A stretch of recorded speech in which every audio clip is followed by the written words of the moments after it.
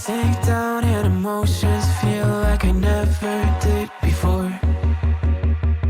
Live shows and unspoken reels of the movie I ignored. Blue skies on a broken sea and I'm stuck up on the shore. I never thought you could see me, but you did. All I know is we're here, that they took us somewhere. So what they say we're calling, falling out of line. They don't know the two of us are colorblind, yeah.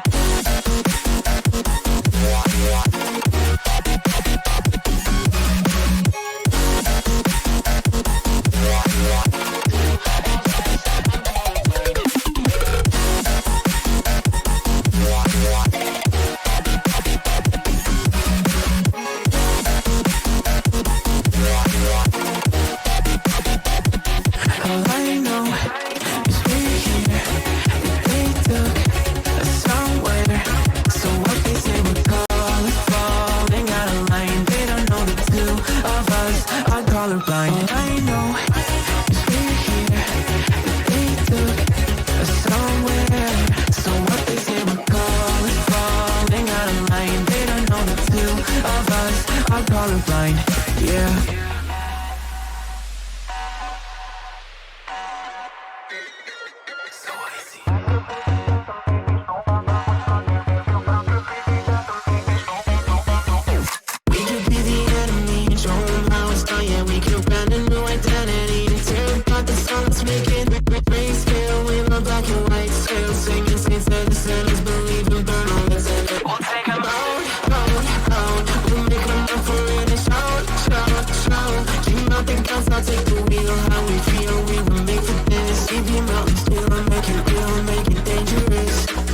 Colorblind for all my life, and they kept painting rainbows. I'm colorblind, it's black and white. It seems it will remain. And you've been colorblind for all your life, too scared to even say so. We're colorblind, it's black and white. It seems it will remain so.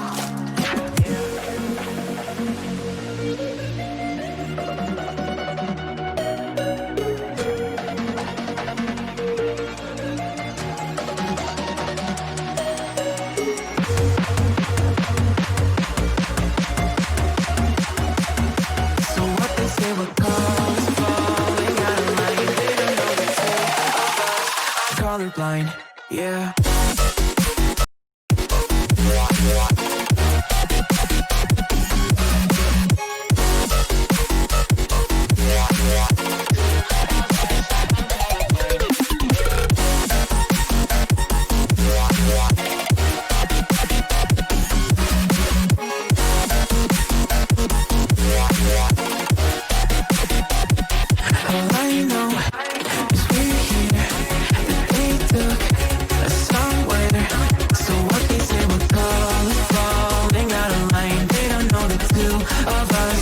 Colorblind. All I know is we're here, that they took us somewhere. So what they say we're calling, falling out of line. They don't know the two of us are colorblind, yeah.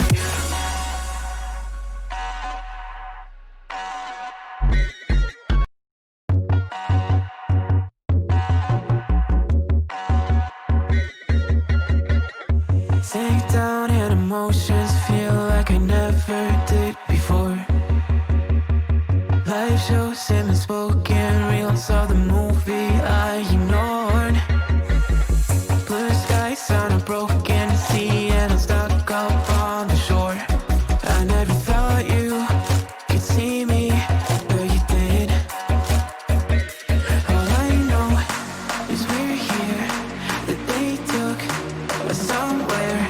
So what they say we're calling, falling out of line. They don't know the two of us are colorblind, yeah.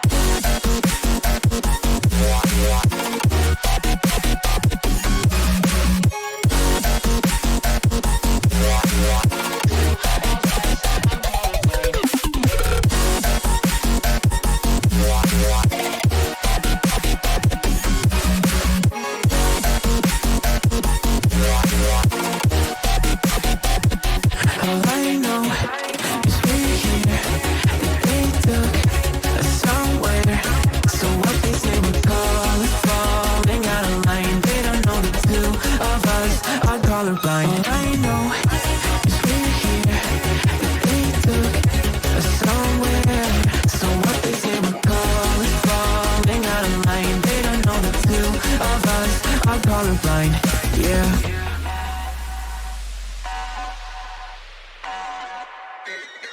So icy.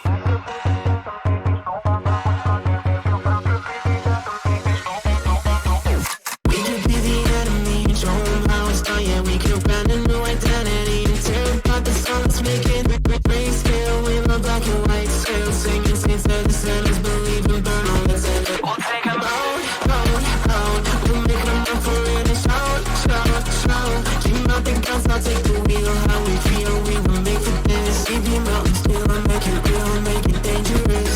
Been colorblind for all my life, and they kept painting rainbows. I'm colorblind, it's black and white. It seems it will remain. And you've been colorblind for all your life, too scared to even say so. We're colorblind, it's black and white. It seems it will remain so.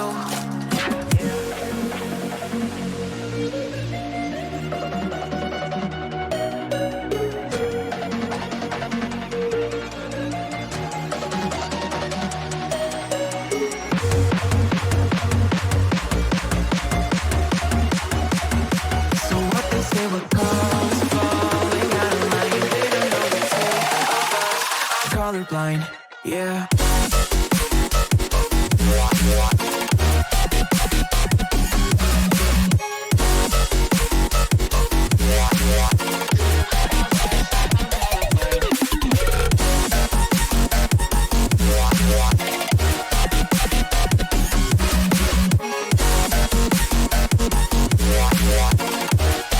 All I know is we're here, that they took us somewhere. So what they say, we're falling out of line. They don't know the two of us are colorblind. All I know is we're here, that they took us somewhere. So what they say, we're falling out of line. Hello. Hello, everyone. Hi, everybody. Let's see who's here. We got Tater, of course. Ray. Brago, Ray, Morgan. Thank you so much for the raid. And cool guys here. Welcome to Hey, everybody from cool Morgan's guy. channel. Hey, cool guy, what's happening? How's So- everybody doing? Yeah. I hope everyone's having a good Wednesday. We're doing a little bit of an earlier one today. It's this will be a like off schedule. This isn't like part of a new schedule or anything. So don't worry. Hey, Lonnie, Kirky. Good Everybody. to see you both. Do you know what Kirky told me earlier? He What? said that he played Legacy of the Duelist. I was like, oh. Like, I never knew that. Somehow that's never come up actually. They I'm the uninitiated. What is Legacy of? It's a Yu-Gi-Oh. It's the Yu-Gi-Oh It's game the that me and Yu-Gi-Oh. Trev play. Oh, The one that okay, Trev is okay. teaching me. Yeah. Hey, Martin. Hi, Martin. So yeah, today it's just us. We're gonna be next week is gonna. Usually we alternate, but we had some this reorganizing will to be do. The first of the month and then the last of the month, as opposed to every other. Yeah, exactly. Yeah, and the guest next week will be Walt or the Waltiverse. Mhm. And we're very much looking forward to that. As Yeah, is he, if his Twitter account is to be believed. I upped. Speak up. Oh, Trev is quiet. Okay, yeah. Oh, yes. Thank you, Morgan, for shouting out Walt. You should all be following Walt. We all had a blast. Me and Melly and Morgan did some Twitch things with Walt just last night, which was quite a That bit of was fun. really fun. I honestly always enjoy doing those group Twitch things. Yeah, I Parties. loved it. I didn't think I was going to have as much fun as I ended up having, but I did have fun. I'll be honest. My expectations were, I don't know. When I'm singing without my guitar, it makes me very nervous. Because you have sort of minimal control over what's happening. But Oh, you sounded amazing. you're the sweetest, Morgan. I was upset. So today- To, AC/DC. I was the only. Yeah. I was one of the only ones who didn't opt to try to hit those notes. So we're going to be doing sort of a more classical SPH episode tonight with just the four of us, talking about the latest of what we're playing and the latest gaming news. We've got a ton of Xbox stuff to talk about, and we have some other stuff about current games. But before we get into the news, we've all been playing some various things lately. Trev recently got a Switch in a sort of somewhat uncharacteristic move for him. Can and we get some hype in the chat for Yeah. Trev finally getting a Honestly, Nintendo? I just randomly was like, yo, I'm gonna buy a Switch. Okay, can you I know there was like a message thread going. But Oh, can yeah, you, so- kind of share with everybody how Honestly, the you only decided reason I to bought do a this. Switch was because I was in Ash's chat and I was talking to Karen and Jellyfilled Donut, who's a mod for Mop, and we were just talking about like older Monster Hunter games, and then I knew that there was an older Monster Hunter game on the Switch, and I was asking him all these questions about it. I was like, oh, are these monsters in it? Is this and this and this and this? And we had like a 30-minute conversation about it. And then I was sitting there like, you know what? I'm gonna buy a fucking Switch. Like, I love was that a it was good that it was decision. Monster Hunter that finally like yeah, I was just Seal like, the deal. Okay, sure. Mm. So I was lurking in there a little bit, but what do you think of playing it so far? I like it. I enjoy it. You can tell that it's like handheld port, because that game is actually originally I think a 3DS game, and then it got ported to Switch. Mm. So you can tell because there's like some like foundations and like it's like slower and like you can't graphically hold a lot of stuff. So like you can tell it's a port, but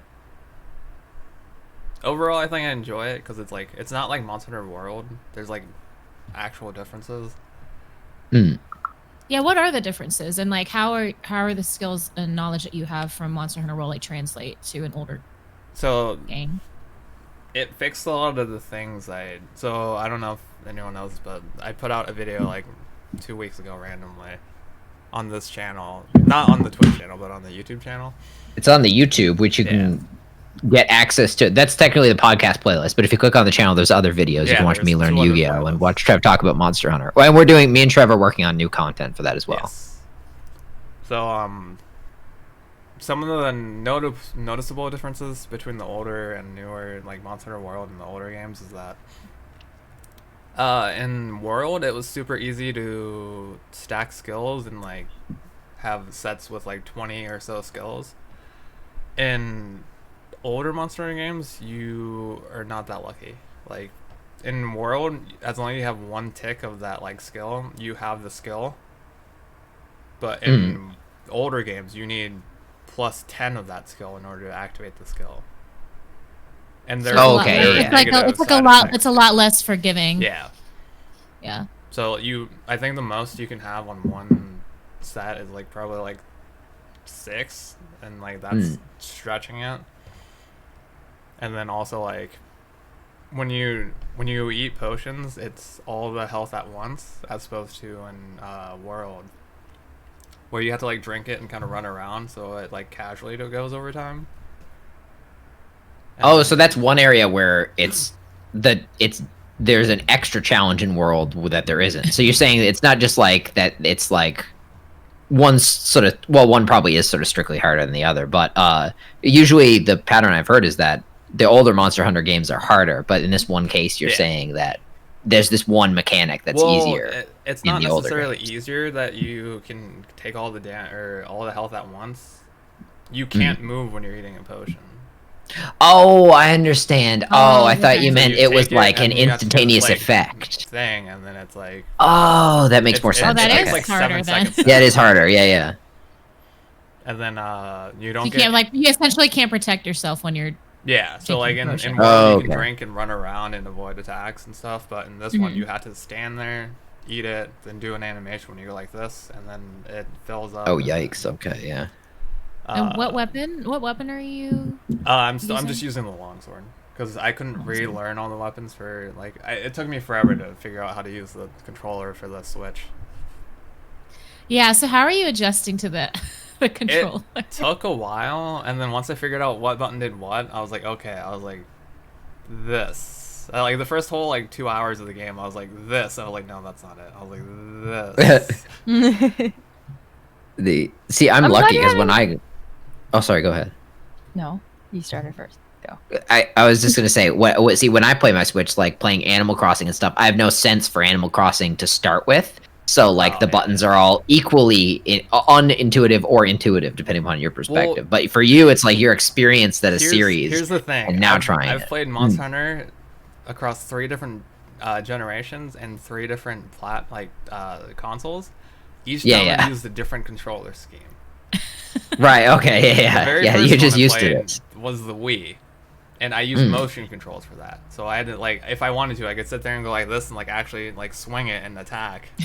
Yeah. I didn't do that though because that would get tiring really fast.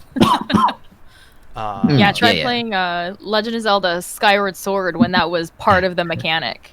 Oh my god! I hated games that forced you to use motion controls because it would never register properly sometimes, and you'd be like, "I'm doing the fucking It's like you don't have complete control over it. There's certain games that have motion control that I'm usually okay with.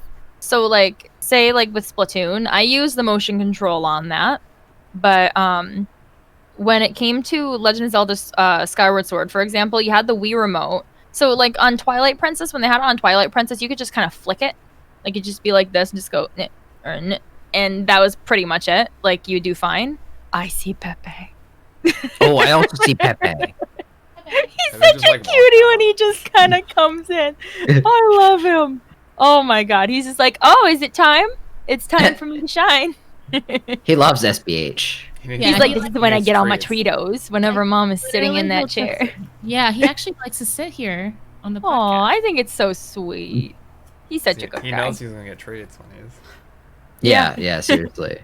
He's staring but with Skyward Sword, I loved it, but it was so I loved the art style, I loved the storyline, but I can remember trying to play Skyward Sword because the way that it worked is that, like I said, with Twilight Princess, you could just kind of move it like this. If you just flick it a little bit, Link will just go whoosh with his sword, right, or go whoosh with his sword like that. On Skyward Sword, you had to have this little thing called the I can't remember what it's called, motion control plus or something like that. The thing that plugged in. It's supposed to add more sensitivity or whatever. After I think it was after the Wii U or something came out, whichever one it was. The motion plus was literally built into the Wii remote. But I can remember fighting one of the first bosses. His name is Girahim. And it's very gimmicky, which I don't say that as a bad thing because, there's always a certain thing that games have that kind of make it gimmicky. Well, so it was a bit gimmicky with this fight because you had to slash a certain way to be able to fight this guy. And I can remember getting so tired because I was having to do certain actual slashes. Yeah, because I'm glad they did away with that because that got really tiring after a while. And it is cool when you think about it because when you actually are looking at it, when you have the Wii remote like this, and you're looking at Link on the game, if you're holding it like this and he has his sword out, if you even move just your wrist and just go like that, Link will do that in the game, which is cool. But at the same time, it gets really tiring because I was trying to look up strategies on how to beat this one character because I was I don't know how to do this. I just I'm not hitting him right. And so finally at one point I just started going like this and I beat him. And it was really dumb. But yeah, I think the motion controls are fine on the Switch. Some of the things they have in it are cool, but most, if not all of the games that I play don't really do much with the motion controls in terms of the little Joy-Cons on their own, except for Super Mario Party, and that's it. Mm-hmm. It takes some getting used to. I think my right Joy-Con is kind of effed up because there'll be certain points in time where I'm moving it and then I'll move my hand away and it just spins in game. I've kind of had a similar issue with that with one of my Joy-Cons. It's a problem when I've been playing Breath of the Wild and I literally won't be touching it, but then Link will just start moving towards the edge of a cliff and then Joy-Cons and he'll drift fall is off. the worst. Yeah. That or Ganon is just trying to get him to kill himself. It could be that. It could be that, but yeah. Joy-Cons feel pretty good, but the actual design of them in terms of their durability is I'm pretty not impressed with, to be honest. That's one of the things that I really Yeah, that's one of Yeah, the I things just that tried to log in and it didn't work. Oh, So yeah. I'm suspecting that Martin is right. And Steam had some trouble yesterday for some users, I believe. So they might be struggling a little bit right now. But yeah, like I had always noticed that with my Joy-Con. So for me, I actually should have gotten mine fixed and I never did. And I'm thinking about just sending them in now. Not my new ones, because I haven't done much with the new ones, but with the old ones, like I had the Switch since day one. So having some sort of issue is kind of like you kind of know that something's gonna happen when the first like set of systems come out. Eventually, And it was after kind this of long too, like after this long though. It's been out since 2017, and the fact that they still don't and I love Nintendo, don't get me wrong, but I love their games, but when it comes to their like their hardware and stuff, they've always been a little bit wonky. um After, like they've been out since 2017 and they still have issues even with new ones, and it just bugs me that it does. Especially because if you have to get a new set of controllers. Those are like $80. Technically it's 2 controllers, but if you want to get a brand new set, you have to get 2 of them. They won't do one anymore. Um, and so I've had mine since the day that it came out. I started having issues with my left Joy-Con, not right away, but kind of right away. But after a while, I stopped playing on TV mode because I would have to. This was back when I was like down in my living room and stuff, and excuse me, I didn't really have a good place to put the Switch dock, and so what I'd have to do is unplug it and then put it back down under like my TV, like where I had like these little doors with all my like game stuff, because I'd always be afraid that one of my cats would like knock it down or something. And so what eventually what I actually started doing more was just playing in handheld mode. And I never got the drift issue in handheld mode. I only got it in TV mode. And that I think was like my downfall, because I didn't think about it. I was like, oh, I only play in handheld mode, so it doesn't matter. Well, then I started streaming, and you have to play in TV mode if you want to stream. I started using the Joy-Cons, and if they were a little bit undercharged, they turned my characters around in like Mario Kart and stuff. So that's actually why I got myself a Pro controller. that's what Pro controller is really I was nice like, too, I might actually. just do that because The Pro controllers end up being better, unfortunately, which sucks because like now you got to get like a whole other part. Nintendo But one either, right? It can just be because I saw the article about like some other brand that was like super cheap. I think it was only like 20 or like $30, and which is like drastically so cheaper. there are Power A, I think they're Power A, that are wired, that usually are like 20 to 30, I want to say. And then there are off-brand Power, they're still Power A, but they call them like off-brand like Pro controllers, which is basically a Pro controller that it just takes batteries if you want it to be wireless. Which, and they're kind of cool. It actually kind of makes me mad that Nintendo still does not do like a lot of like cool stuff with their Pro controllers, because they've only done, I think, like for actual like Nintendo releases, they've only done about 3, I think, different Pro controllers. Mario. No, actually, they didn't even have a Mario one. For an actual Pro controller, so like You this think one, so, though, wouldn't you? which Yeah. is like that's like Nintendo brand Pro their, controller. Like, mascot Yeah, is yeah. Mario. So they did a Super Smash Bros. One, which I think was just white here, and then it just had like the Smash symbol here, which was kind of nothing. The Xenoblade one was pretty cool because it had a Xenoblade symbol here, and then it was like dark pink, I think, for here. And then they did Splatoon, which that one was kind of a cool one. But those were the only ones that they did for actual Pro controllers. But the Power A ones are actually kind of cool because there's a bunch of Legend of Zelda ones, there's a bunch of Mario ones, bunch of Pokemon ones, and they're actually really cool. I wish they would do more with them, but they don't. But I've heard those ones act okay. But there are wired ones that are cheap as well. There are Animal Crossing ones of those too. So Peripherals really are important. Like when people are building PCs, one of the things I try to tell people is like, even if you already have a mouse and keyboard, it may be worth actually investing in like a proper like gaming or workflow mouse and keyboard. Like the amount of difference, like I'm sure Trev can speak to that, Well, because I think Trev, 'cause, you had like, the G502 straight away when you built your new PC, right? I didn't have anything prior. Like the only thing I Hmm. had was a laptop. So like the membrane keyboard is like nothing compared to like a mechanical with like Cherry Red X switches. Yeah, yeah. and, like, so I was starting from scratch. So like everything was improved upon.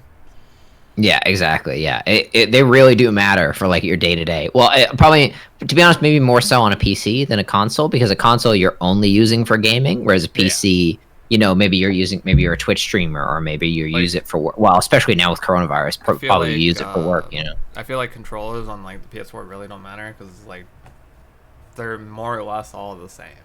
Like you have the same buttons and stuff. Like there's like the ones that add the stuff on the back, but like that's Yeah, yeah. And we'll have. I mean, we're gonna have some stuff about the Xbox later, but the like there was the Xbox Elite controller, which although like it cost a lot of money, incorporated some new things, which actually they're now incorporating into the base Xbox controller. So it's good that they've taken advice from that, from like follow-up models. Cool Guy I want to also say makes, this is a new person. Yeah, I think it is. I'm not sure how Hey, to. welcome. But, Devenzuela? Hello?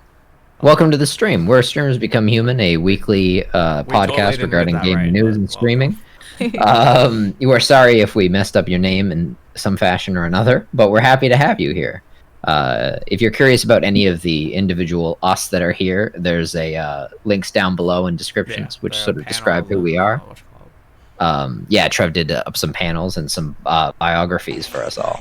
By the way, enjoy your lurk, Kirky. By the way, sorry, Morgan, what were you saying that Cool Guy mentioned? Thank you for Cool Guy also makes a good point too, that actually can go both ways, because he said it's nice with PowerA when your controller dies, just pop in new batteries instead of charging for a day, which is like, that's actually a really good point, because it is always nice that you can just pop in new batteries as long as they're like new and they'll just stay charged for a long time after that. But that also, there's also like a caveat to it, because you know that means you have to be buying batteries instead of just plugging in like a cord to be able to start charging. They don't just do what like controllers do now, like the PS4 one. Like it could be wireless, and then you can plug it in and charge it, and still play while it's plugged in. Like I feel like that's the easiest way to. It's interesting to me. I was just thinking that. I was wondering why Xbox had stuck for batteries for as long as it did, and maybe it's because of that. Maybe it's because of the convenience factor. For maybe they did some survey or something on their players and found that more people prefer that. But part yeah, of the other thing is that like coming from somebody who worked at a game store, quite a few people tended to buy battery packs from Xbox. Oh, that's a good point. That's so a really that could good also point. be part of it. Yeah, no, that absolutely Do could they be part sell of it. those like separately too? They do sell them separately, yes.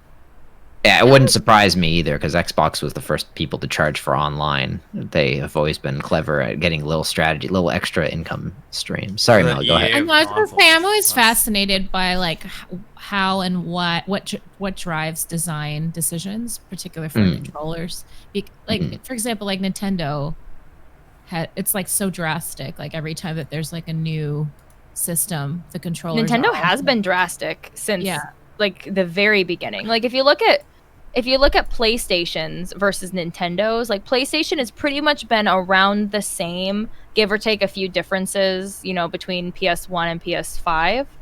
Yeah. But there's always a change. There's always some kind of design, like increment. Yeah. 3 to 4, and then they're about. Yeah. To 5. Now we have what is it? We have the DualSense. Oh yeah, DualSense. Yeah. Not DualShock anymore. Yeah. And let's not forget the DS3 also had 6-axis functionality for motion controls, which is not often, people don't often remember what with the no games that used it. Yeah, because no game really ever used motion controls, and I was like, why would you implement this? And then here comes Nintendo, who puts a whole ass screen on one of their controllers. Yeah. I honestly, like, Nintendo, I hesitate to call Nintendo enlightened about anything, but I'm going to use that word here. Nintendo does have, if nothing else, a fairly enlightened perspective when it comes to competition, because while PlayStation and Xbox have always kind of been at each other's throats, Nintendo's like, Xbox, huh? Wait, let's play Nintendo games. Like they're like, yeah, whatever. Like they're doing something, we're doing something else, and I actually kind of value that They're Poor already Sega. I mean, doing that's- their own thing. That's Poor one of the- Sega. I mean, that's one of the reasons why I always liked Nintendo, because to be honest, they just kind of, like always walk to the beat of their own drum, I guess. Like that's just Yeah.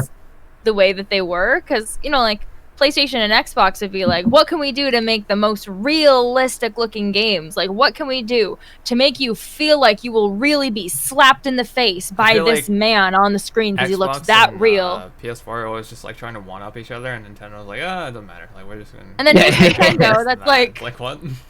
Nintendo's like, you guys want like squid people that shoot ink at each other? We can do that. Yeah, like, yeah, we Yeah. got you. Here's And, that like game. they're over here like, oh yeah, you can have all these particles and stuff on the screen. It's like what? It's like, Well, yeah. I like that they don't overburden their consoles arrows? with they also don't choose to overburden their consoles with PC features, which is nice. Like, I remember back at the PS3 they had that YouTube XL app, which was solidly the worst thing ever created. And but Nintendo's never been like that. Like, oh, we're gonna get it's basically a PC in your living room. It's like it was games first. Now, admittedly, as Tater says, not all those innovations were great innovations. Actually use like the internet on the Switch? Because I know on the Wii there was like an internet On YouTube. thing. But I don't think they have the actual browser on Switch as of yet. I don't know if they're going to. Yeah, I agree with Tater. They even had it on the 3DS. Browsers on consoles. I didn't. It was Might be always a hard. bad idea, to be Yeah, honest. yeah. That might be hard for the Switch. That's never gonna be the particularly, go-to. Just because like you're constantly Hi, going Zeph. with it. And like the whole point of the Switch. Yeah, is the to be Wii had portable, Netflix. So it's like, Yeah, they have like a Netflix app. Yeah, which I is think not who- so bad. Yeah. I think there's Hulu on the Switch now and YouTube. I don't think Netflix is on there yet, though, as of yet. Not that I know of, but Which I don't mind essentially, like having like a PC app or two, but having to in like this day and try to age, you incorporate should browser have- functionality is not you should ideal. have some other device that will do all those other things. Like you should The, have another device that does Hulu, HBO, Netflix. Well, you probably do, this, that, to be this, honest. Like, see, because like what Tater says, because she said, I mean, Netflix and Hulu apps on consoles were never that bad, but full browser is just Yeah. see, because like the thing is, when it comes to Netflix and Hulu on the consoles, is that they're apps, they're optimized as an app, not on browser, which makes them better. But I remember back in the day. So like this is when I first started in college. I didn't have a PC at the time, obviously, because I just built mine, Mhm. and I didn't have a laptop either. So everything I did was on my PS4. I actually filled out my FAFSA stuff on my PS3. I plugged in a keyboard and then did it on, because that was the only way I could do it, because like it was. no, I totally get it. I'm just like, you're a hero. you're a champ. Your Purple Heart is in the mail. Like That's amazing. You want to know what kind of a hardcore gamer I am? I do paperwork on my PlayStation. That's awesome, actually. Yeah, I wouldn't have had the patience for that.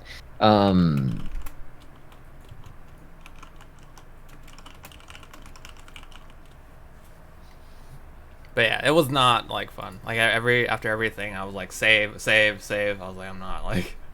Yeah. Losing any Yeah. progress. So Trev has been, of course, enjoying his Switch and his Monster Hunter Generations Ultimate. Melly, lately you've been Yes. playing.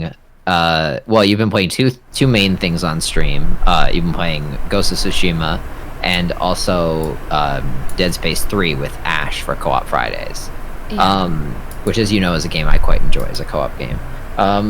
So thoughts on both, but super spoiler free as far as Tsushima is concerned. Yeah.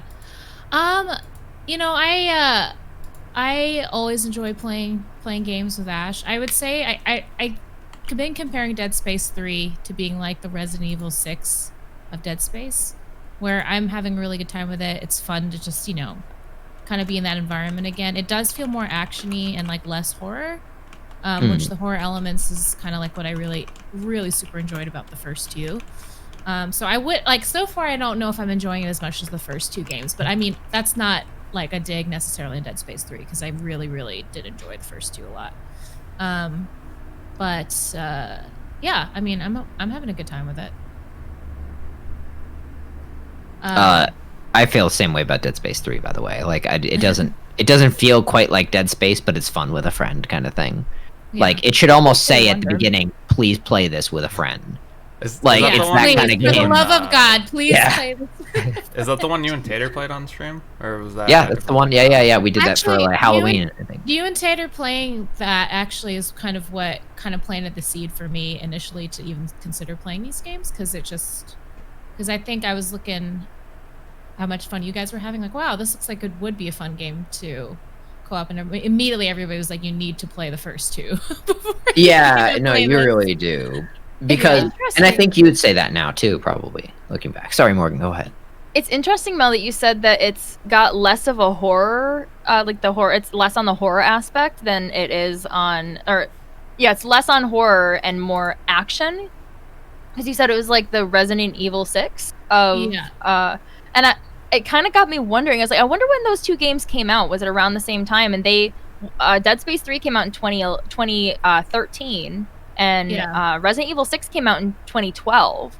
So that's actually kind of interesting that you say that, because I think at that point that kind of is an area where people were getting a lot more into action games, and it was like quite a few games that started out being horror started getting more into action.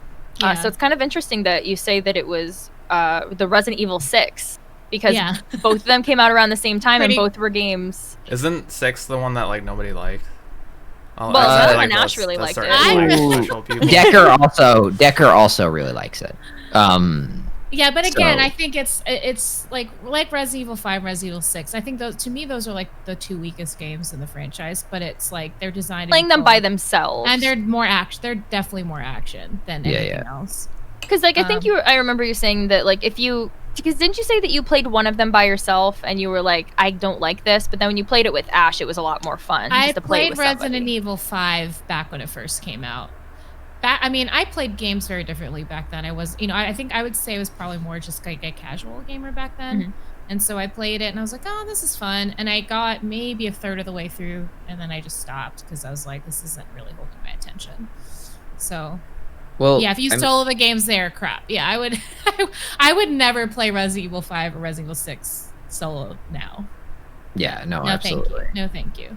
But I mean, I think I remember, like even in terms of like sound design, I would say sound design is what contributes so much to the horror elements, not just like the mechanics, but like constantly getting surprised or thrown off or just jolted because of You mean like the jump scare, like jump scares? Yeah, like even freaking like screens just turning on and being all staticky at once, then it just kind of like scares you.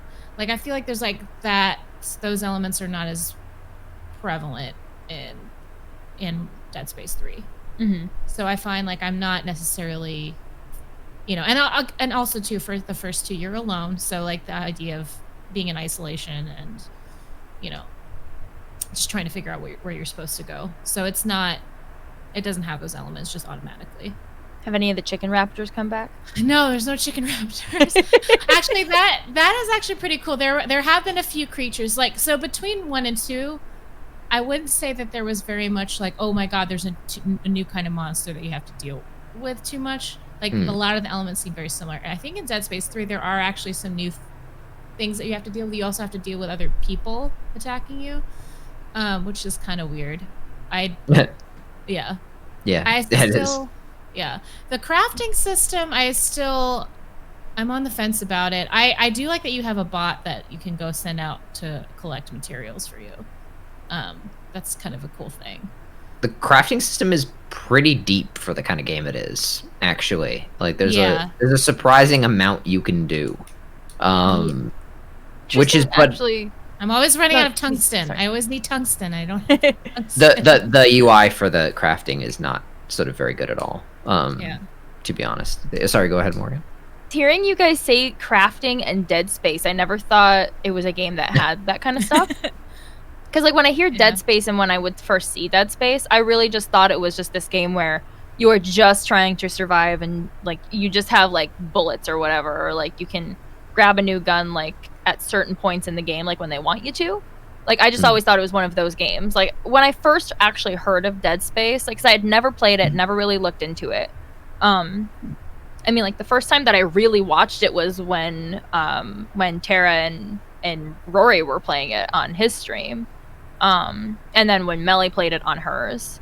And, like, I guess, like, what I always thought it was is just that it was somehow, like, some kind of, like... I mean, and this is true, at least for the most part for this, but, like, I'm about to do fake lore on Dead Space. I always thought, like, what it was is it was supposed to be that you were just, like, on this space station, something happens, and, like, aliens just start, like getting on the space station. You're just trying to escape from it. And it was just this, like, big horror game like that. So, To be fair, I think that's the plot of Lifeline, which was, like, a PS2 game that, like, used voice commands. But I had never looked into it. I just always thought it was that it was, like, just, like an actual horror game that, like, there were really bad jump scares, and, like, I'd never thought that, like, you could, like, change things and craft stuff and, like, go to those little stations and buy things. I never thought it was like that. I just thought it was, like, just a survival game. But I mean, it's really interesting watching them now. And the basketball thing also kind of threw me off. Oh my god. That threw me off. That mini game was like the weirdest. I think to me that's still the weirdest thing in a Dead Space game. Is here's a basketball. 2/3 way into the game, here's a random mini. Wait, isn't Dead Space EA? Dead Space is EA. It's EA published and developed by Visceral, the late Visceral. It's the Studios. NBA 2K crossover with Dead Space. That's what it was. That's exactly. Yeah. But did you like those? Like, how I know you wanted to finish them, but, like, after you've been done with them, like, how did you actually feel about the mini game? Like, did you think it was unnecessary? Did you like it?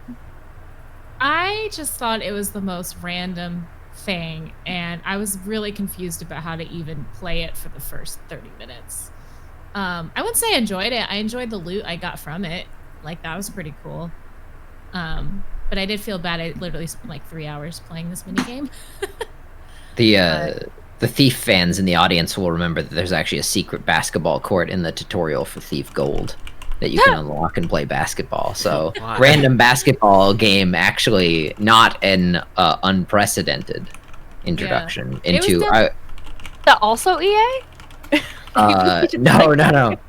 Just to bring attention, I think, Morgan, have you played Ori? I think you might be the only one here who's played Ori.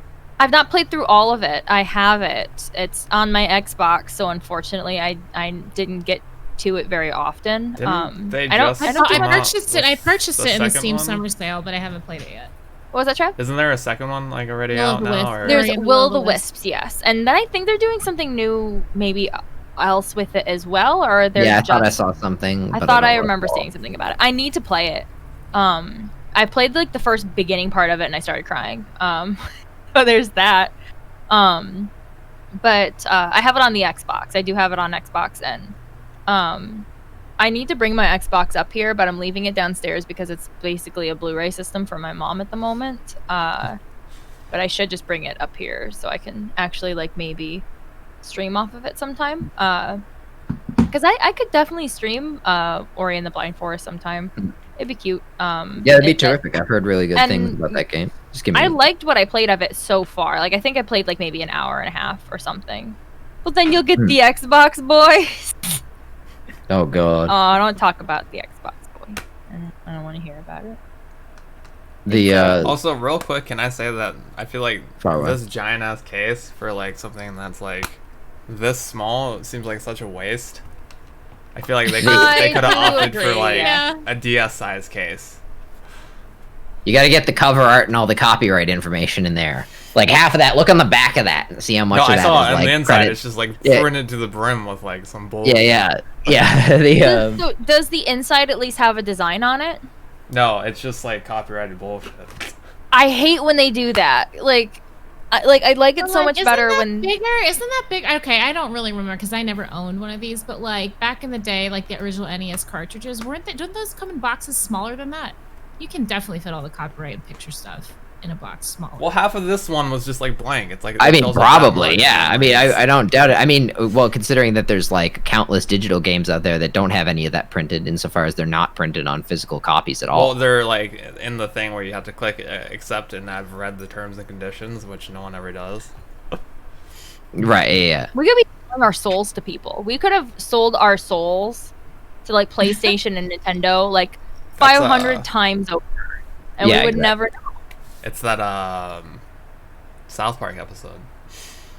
Yeah. Oh my god, that episode, so weird.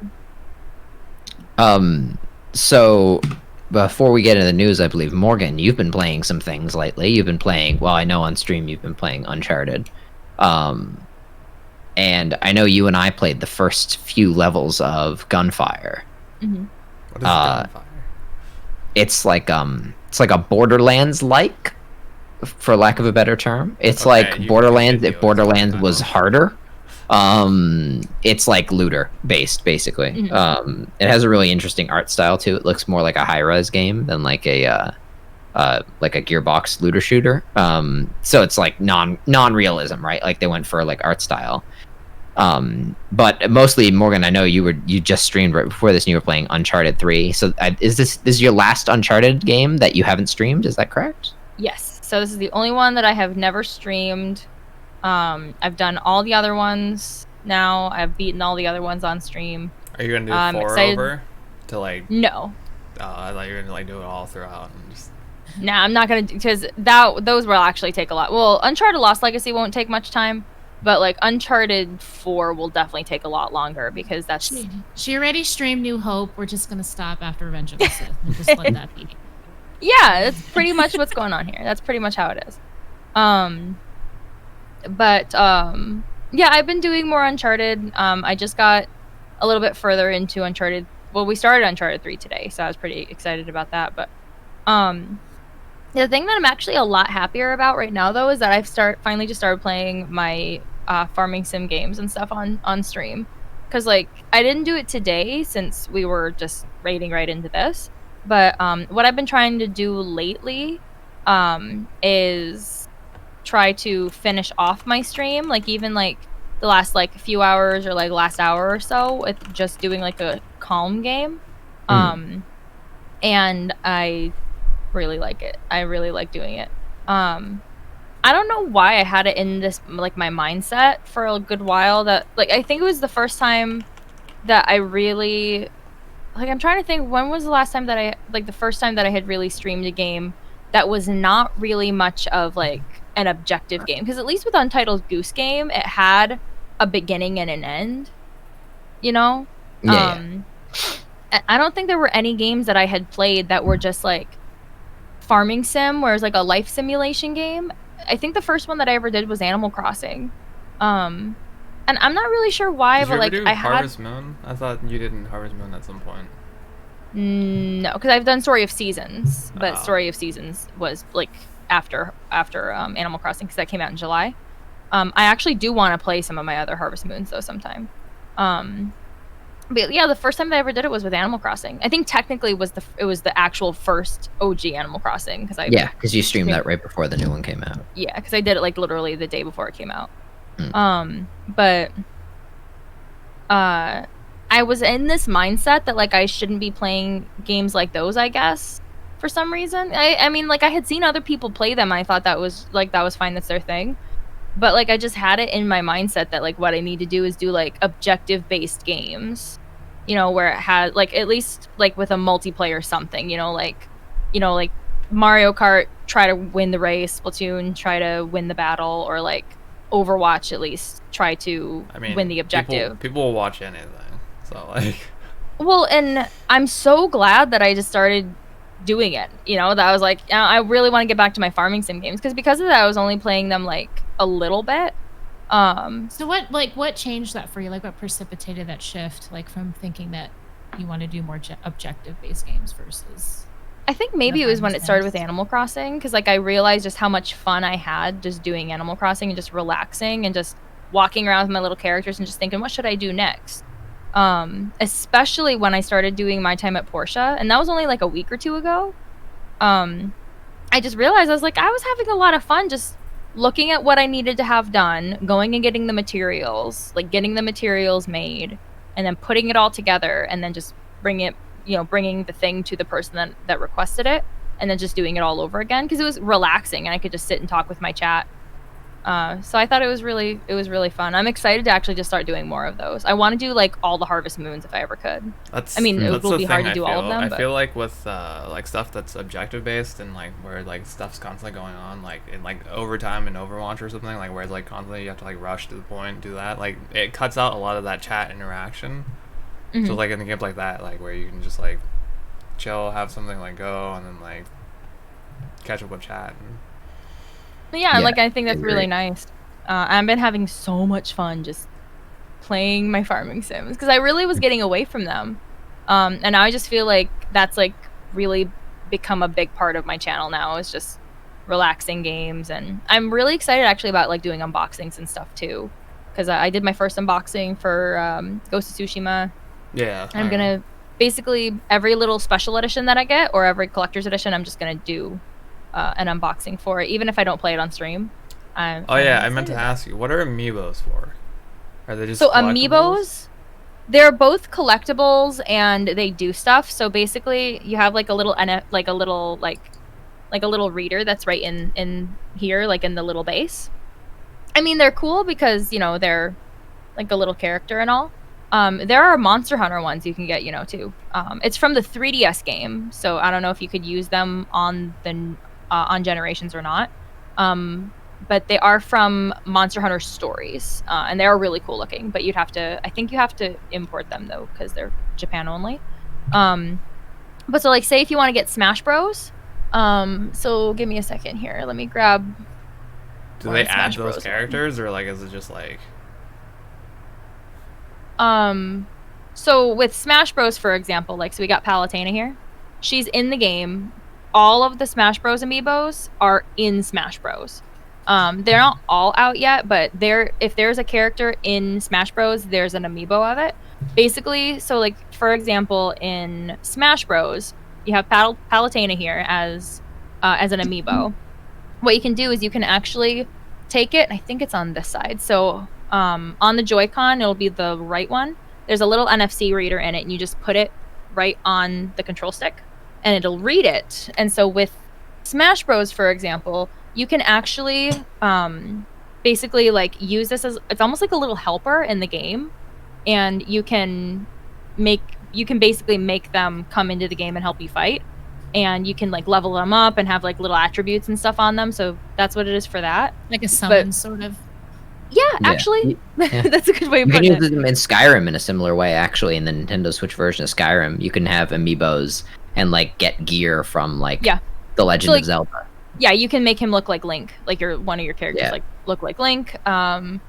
There's also like in Splatoon, for example, like for Splatoon, like I have all these, so like this is the actual Splatoon amiibo. There's also a Smash Bros Splatoon one, but like for this one, for example, on the first Splatoon on the Wii U, basically what you could do with it is you would scan it, and then it brought up like little challenges that you could do in the game.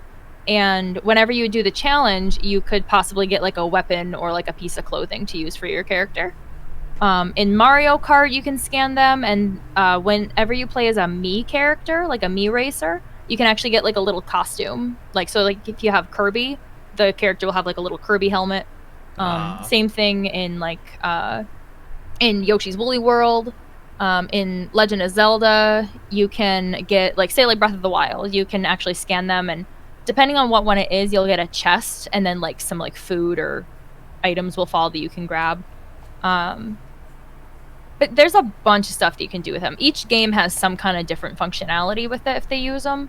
Like Fire Emblem has their own ones that you can do. I think like in Fire Emblem 3 Houses, they don't have. I was actually surprised that they didn't do amiibos for these ones, because I'm not joking. People froth at the mouth for Fire Emblem amiibos. Some of them are hard to get. I think I'm missing one, I want to say, and it was like an Amazon exclusive one. But I think on Fire Emblem 3 Houses, you can go to like this little it's the amiibo gazebo. a gazebo, and you can actually scan them, and then they'll like, give you items for the game. There's tons of stuff that you can do with them though, and they're also collectibles. They're pretty cool. That's more here, than I thought actually- they were doing. I thought it was just gonna be Let me like see. they added like avatars and like had like bits of lore and stuff and like. Nope, not always. One of my favorite ones is actually this one because it's bigger. There's actually a really big one too from Breath of the Wild of the Guardian. You can actually get a Guardian amiibo. I don't have it right now, and it certainly would not fit on my shelf here because it's huge. But there's a bunch of them actually. It's really cool. Like they're pretty cool. But people literally will froth at the mouth for them. I'm not joking about that. There was somebody. I actually still don't have this amiibo because I think it's still hard to get. I'm not too into like collecting the amiibos anymore. I just collect the ones that like I want. My brother, on the other hand, gets all of them. He will get all of them. But like you might actually like this one, Trev. There is a Dark Souls amiibo that I got one for my brother actually. It's pretty cool. But I'm not joking about this. This might sound weird, but I remember a few years ago, like when a few years ago actually, it was a good few years ago. I'm pretty sure it was on the Wii U version of when Smash Bros was coming out, because that's when the amiibos first started. I'm not joking. There was you guys know who Rosalina is from like Mario? She's like a queen. She's got like a blue dress and blonde hair that kind of goes over her eye. I'm not joking. Somebody bought up like every case in like I think like Europe or something. I'm not sure exactly where. They bought up like thousands of dollars worth of Rosalina amiibos because he like, if I remember, I was like, quote, did not want anybody else to have her because he hated the character and so he didn't want anybody to have her. And so it became really difficult to get Rosalina amiibos. That's some deep-seated hatred. It was That's so was much. weird. That's like so extra. Like you don't need it. Like I didn't. it's a lot. Amiibo money, I think, is the big reason why Nintendo can experiment with consoles and games That's a so good much. point. That's a really good point, point. actually. Yeah. Because people love them. I mean, because like I don't do stuff like this. My brother used to. Because with JJ, what he likes to do is JJ's one of my brothers. What he likes to do is he buys one to have out so he can use it, and then one to keep in the box. But then at times he will buy, if he can find like other like versions of them and stuff, he will actually buy up more of them and paint them. Like he actually did a really cool thing with this amiibo. Now it sounds morbid. I don't have the other Samus amiibo, unfortunately. I still need to try to find it. But it was actually really cool. So basically he took like the Zero Suit Samus amiibo, which like you can kind of see like her little face here. I don't know if it's not really wanting to work, but she just has like her ponytail and stuff out. Basically what he did was he took the regular Samus amiibo, so she's in like her like full armor, right? He cut the head, like the helmet, off of the other amiibo, cut the head off of the Zero Suit Samus, and then carefully glued it onto the Samus suit and put like the helmet head in her hand. So it just looked like she had taken her helmet off. And it's actually really cool. So people do all sorts of stuff like that where they will just like make amiibos and like paint them and stuff like that. So, but I knew people though that would like just snatch them up because they would try to, resell them. Yeah. It could get pretty wild. I don't know. But amiibos are pretty cool. I got my brother the Dark Souls one a few years ago, but I will say it was like $30 because I bought it off of eBay. But yeah. But they're pretty cool. So Rory, I know Mhm. we didn't get to it last time, but Yes. there was some stuff you wanted to bring up about which I still haven't watched. Could we actually Xbox, also first though? Rory, you tried to play Yakuza yesterday. Yes, the controller. So for those who don't know what Get used to happened, rotating I didn't have DS4 installed. So what the in-game button mapping did is it mapped circle to X X to no. square, square to circle, and triangle stayed triangle, which was a real you know what that fucker means? as far That means as. you just gotta rotate it and play it like But that, right? you can't because the triangle's still triangle. It only triangle- remaps Oh! these three. Yeah, That's another level. Okay. it did a subset and then a 90-degree permutation, which is really messed I up. wonder why it was like these three, but not the fourth one. And so if you've played Yakuza, you know there's a karaoke mini game that requires you to hit exact buttons at an exact time. So that wasn't happening. I thoroughly embarrassed myself at that. But beyond that, I still had a good time. And go ahead. Somebody was trolling you. Somebody was trolling you. well, and at first we thought maybe it was just like it had done it in the game or something. And when Rory tried to to look at the controls, all the controls were like still saying what they should have been. And it was recognizing. Like if I tried to the remap it, if I said no, make that X, it's still like if I hit this, the in-game thought I hit X. It's just during gameplay it didn't, which is like something really weird happened with it. That might just be a bug in the game then. Maybe there's a couple games that do that because of course PCs don't get along sort of phenomenally well with PS4 controllers depending on the game. Like Tekken works perfectly, I think, on just direct I think it plug-in. depends on how old the game is, because like obviously newer ones will have like more better functionality. I mean, with the Yakuza controllers, 0 but- came out in like 2017. Well, I think. so there are fighting games for which my fight stick has a PS3 and PS4 mode, and there are on Soul Calibur I have to have it in PS3 mode because PS4 mode remaps the buttons, which is bad. But yeah, so I've definitely seen it happen before. I agree. Like I agree with you, Trev. It's a game specific thing, I think. But yeah, that's kind of unfortunate. Because I told you to just adapt to it. Because like the same thing happened to me when I played Devil May Cry 4. It like rotated. I don't know if it was all of them. I think it swapped 2 of them. I think it's just X and circle. Okay, Which are like important buttons, because like circle's usually like melee or like shoot or something, or like use your ability, and then like X well, yeah, like, depends on who you're playing. Like, but yes, fuck? yeah. The fact that you can do that is pretty amazing too, because I was talking to Rory about it, because he was like, well, I embarrassed myself on the karaoke, and I was like, listen, you did a lot better than what I could have done, because for me, as soon as I see it on the screen, if it tells me to press that button, I'll press that button.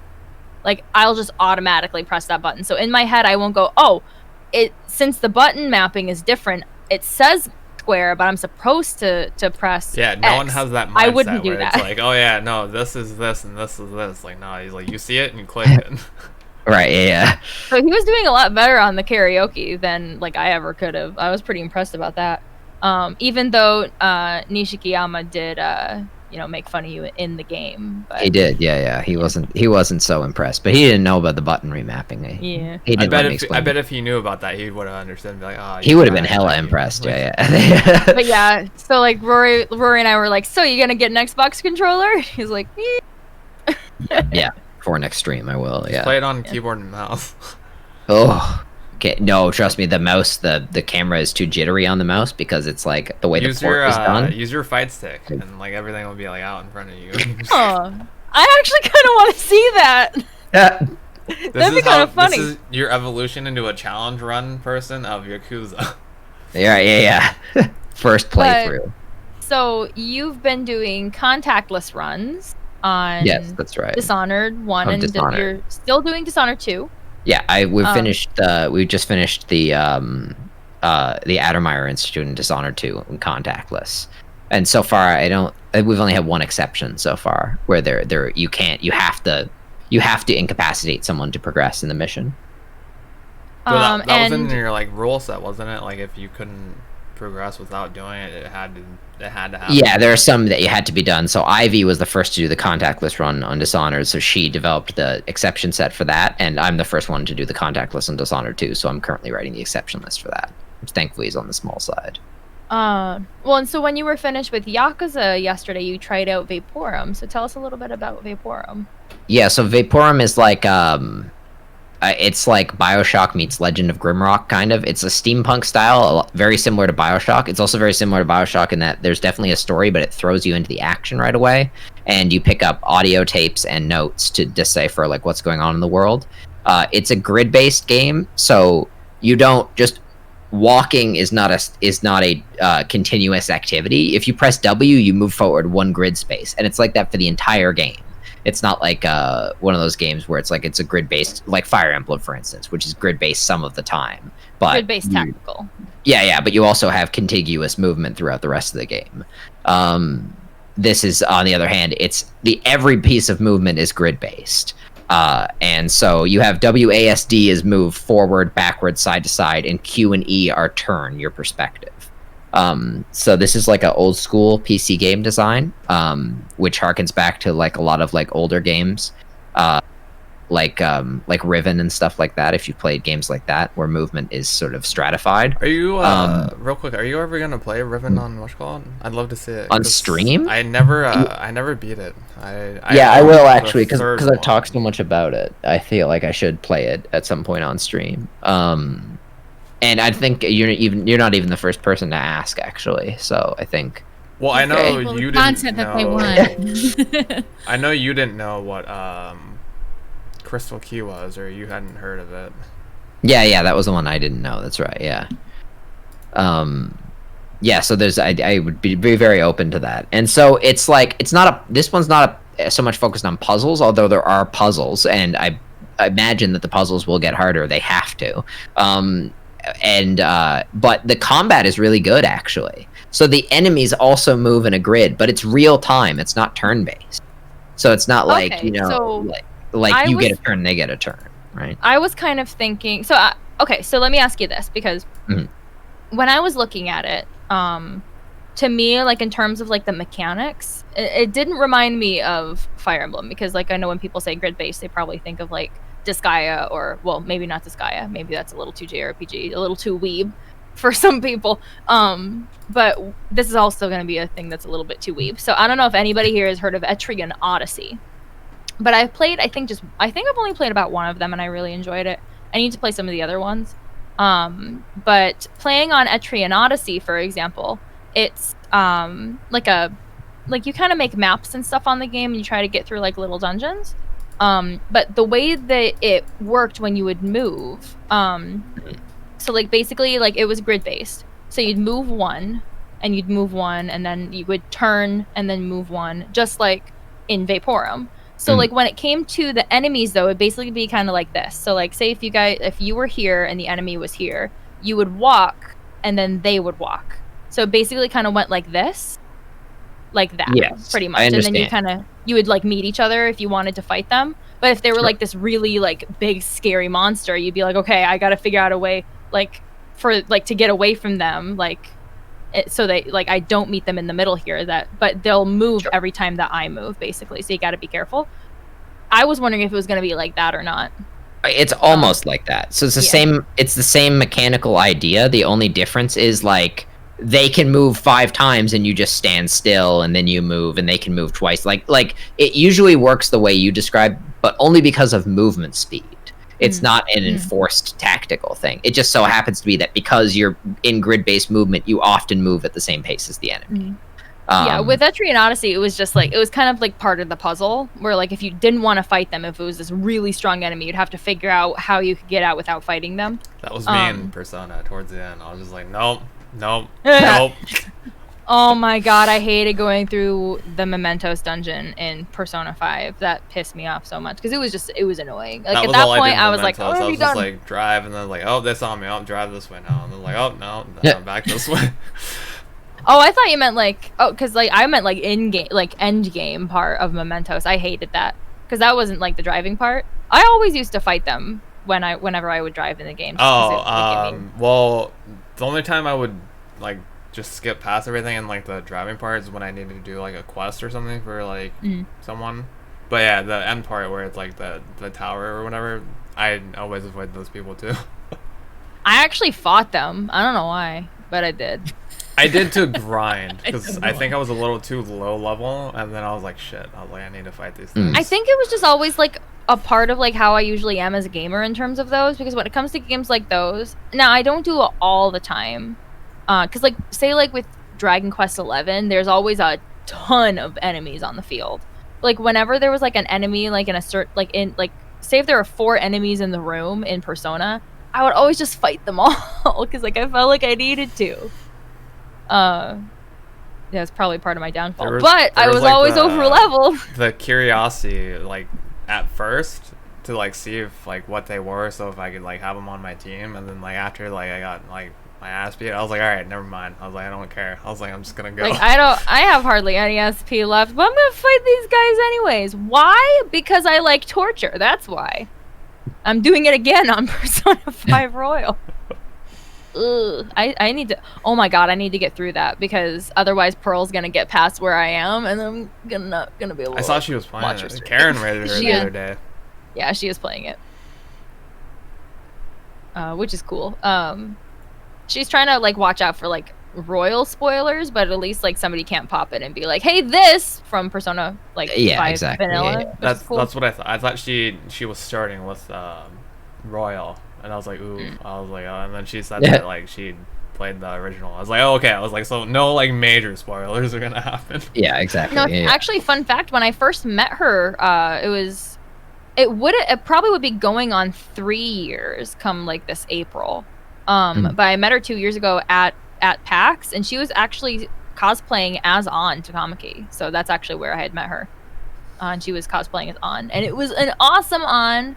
Also, for those of you who don't know who we're talking about, it's Puka Pearl, and she's awesome. Please give her a follow. Yeah, she's a great streamer. But yeah, I get. So Vaporum or Xbox?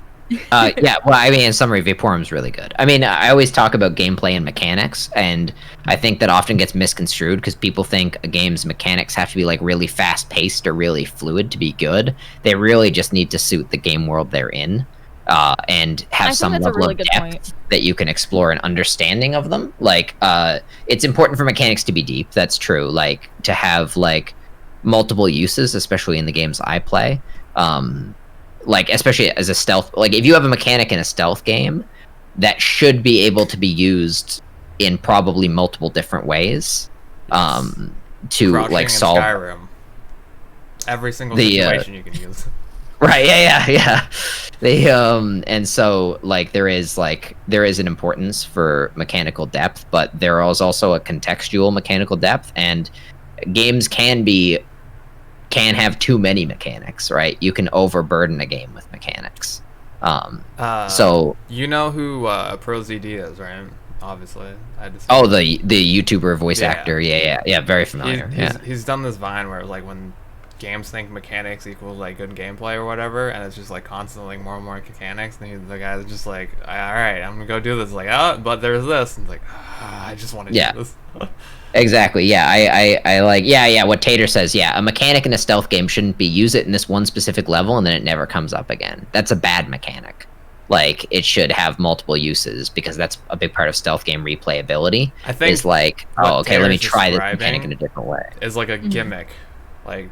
Yeah, I think they gimmick. should have Yeah, less gimmick. gimmicks. That's really because like gimmicks aren't like fun in any way. It's like, oh, I had to learn this one thing for this part, and then after that, it's like, okay, I don't really need this anymore. Yeah, exactly. Yeah, the yeah, I agree, Tater, 100%. I actually like. I love like learning about like different mechanics for games and like what suits them, because like. I feel like there would definitely be instances where like a certain mechanic just would not work for like a certain game in terms of their atmosphere or their storyline. So like say for example, like I mean, and I guess it's kind of like we really don't know how it would be because if they had made the game that way in the first place, we wouldn't have like a conversation on it, like on how it would be different because we wouldn't know if it were any different. But I was gonna say like say for example, like Melly, would you have liked The Last of Us as much if the combat was card based? Absolutely not. Yeah, exactly. I find it very interesting to think about. You know, like what if a certain game had completely different mechanics? Like what would have made it so different? You know, like I don't want to bring The Last of Us up again, but like The Last of Us is now like a grid-based tactical strategy game instead of a like a survivalist shooter kind of game, you know. I would find it, you know, like it's interesting to think about it like that. I mean, I know you really loved Can you think of it? Can you think of an instance in which gimmicks would actually be contextual to the game? Yes, I can think of I have exactly one off the PTSD top of my head. from when Morgan was like, it was like card based like fighting. I just had flashbacks to like Kingdom Hearts 2. And, the end world, and Kingdom then Hearts. the guy It's who Kingdom turned Hearts you Chain into of a card. Memories. That's the card one. Well, I didn't Yeah. play that Hearts- one. I meant the guy who can like turn you Perfect. into cards. And then, Oh, like, that can dice. turn you into the Yeah. cards. Also, hi Vix. PTSD. I was like, oh. I can remember. The thing is, it's actually really interesting bringing it up like that because, like, now that you bring up like Kingdom Hearts like 2 and Chain of Memories, especially with Kingdom Hearts Chain of Memories, I've actually not played Chain of Memories. They called it Kingdom Hearts Chain of Memories, which is the new is supposed to be one for that came with, remake. like the bundle or whatever. So it's on I think it's on the 1.5 part of Kingdom Hearts for the remakes. Or like for the remasters. But this was called Kingdom Hearts Remake Chain of Memories. It first came out on the PS2, and they took the Game Boy Advance game of Chain of Memories, which did have card-based combat with like in part of regular combat. And they basically ported everything over and made it into like a 3D like Kingdom Hearts game. And I tried it and hated it. I did not like the way that it was in 3D, like on a controller. But I loved it when it came to like actually being like on a GBA game on a handheld. That was completely okay. That's actually kind of an interesting way of looking at it too. Like, what's something that is a mechanic like that works fine on like say handheld or on a different system that would not work well on like a TV like 3D game? Because this was also like a 2D game. Morgan hated a KH game. I didn't hate I think it. I just depends on like the like vision they have for that game. Like if they have the vision for it to be a handheld game, if they port it to something that's not, it's gonna be like, why is this? Yep. it's gonna be super. I agree, weird. and I think more often you get the reverse. More often you get an idea, which is one of the things. Like I always talk about PC gaming, is that there are some genres that have pretty much always only been on PC and will never be on console because there are whole genre sets, to be honest. Well, especially real-time strategy games that work on a PC, but like port StarCraft 2 to a handheld, and that and see how that goes, right? It's going to be a absolute misery. And there's some things that just work better on handheld. Like I said, like with the GBA definitely. game, like Kingdom Hearts Chain of Memories, that was, like more or less like what like an old like Square Enix JRPG game looked like, which it was like I don't know what you'd call like 16-bit, whatever I cannot remember for life of me if it's 8-bit, 16-bit. Men in dark robes. It's that, yeah, the ones that stole the Disney characters. Or the Disney characters stole all like the colorful clothing and everything. That was right. Yeah, that's right. Yeah. That's Kingdom Hearts. That according to Rory. But like it was 2D. It was like 16-bit looking, and it made sense because like you would have certain buttons like to do the cards. So like it made sense in terms of being a handheld game because you didn't have another control stick on you didn't have a control stick at all on the Game Boy Advance. So you just had your game pad or your D-pad, like your directional pad, and then you had your buttons, and that was it. It was very simplistic. You had two inputs. Exactly. And that's the point, like that's part of it. It's simplistic and it's easy to get the hang of. Versus when they remade it, you had a whole 3D world, which means that you could turn the camera while at the same time having to do That sounds like a headache. these card things. Well, and it was so annoying, like trying to play it because basically, like you'd always make sure to like you could always like see where the enemy was, like. And I know that maybe that's part of the strategy for the remake of it, but you always could see where your enemy was, so like you could focus a little bit more on like what you needed for cards. But at times you'd be like, okay, where's the enemy? Oh my god, my camera's doing something weird. What card do I need? And it was such a weird thing to remake, in terms of the mechanics because it didn't work. I definitely think that mechanics definitely have to like kind of coincide with what kind of system they're on. Absolutely, because like it's different for like a certain game. Like Uno works on anything. It can work on phones. It can work on Xbox. It can work on Switch, on PC. It's fine. Stardew Valley even is actually surprisingly really good on both console and PC. But there are just certain games that just do not work. Yeah, absolutely. I think in terms of their one mechanics, that, it's interesting. I thought like wouldn't have worked on a console as opposed to handheld was Pokemon, but then like they just kind of did the thing where it was like, oh, like it's essentially the same thing, but instead of being able to take it with you, like you just have to. Oh right, yeah. I see what you mean. Yeah. Because I think that was the whole original purpose of Pokemon was like to have a handheld thing that you like, bring with you and stuff. And yeah, well, they were especially handheld back then as well. Like they were sort of especially portable. Yeah. Well, they were really good for kids because like I think that was part of like the gimmick for it is that like, hey, you want this thing to put your kid in the back seat and make them shut up on a big long car ride? Here's a Game Boy. Here's Pokemon. I for sure was that kind of kid because like I was glued to my Game Boy. Like me too, actually. I was glued to it. Like to put it in perspective, I played Pokemon Sapphire until it got corrupted. That's what happened with my Pokemon Sapphire.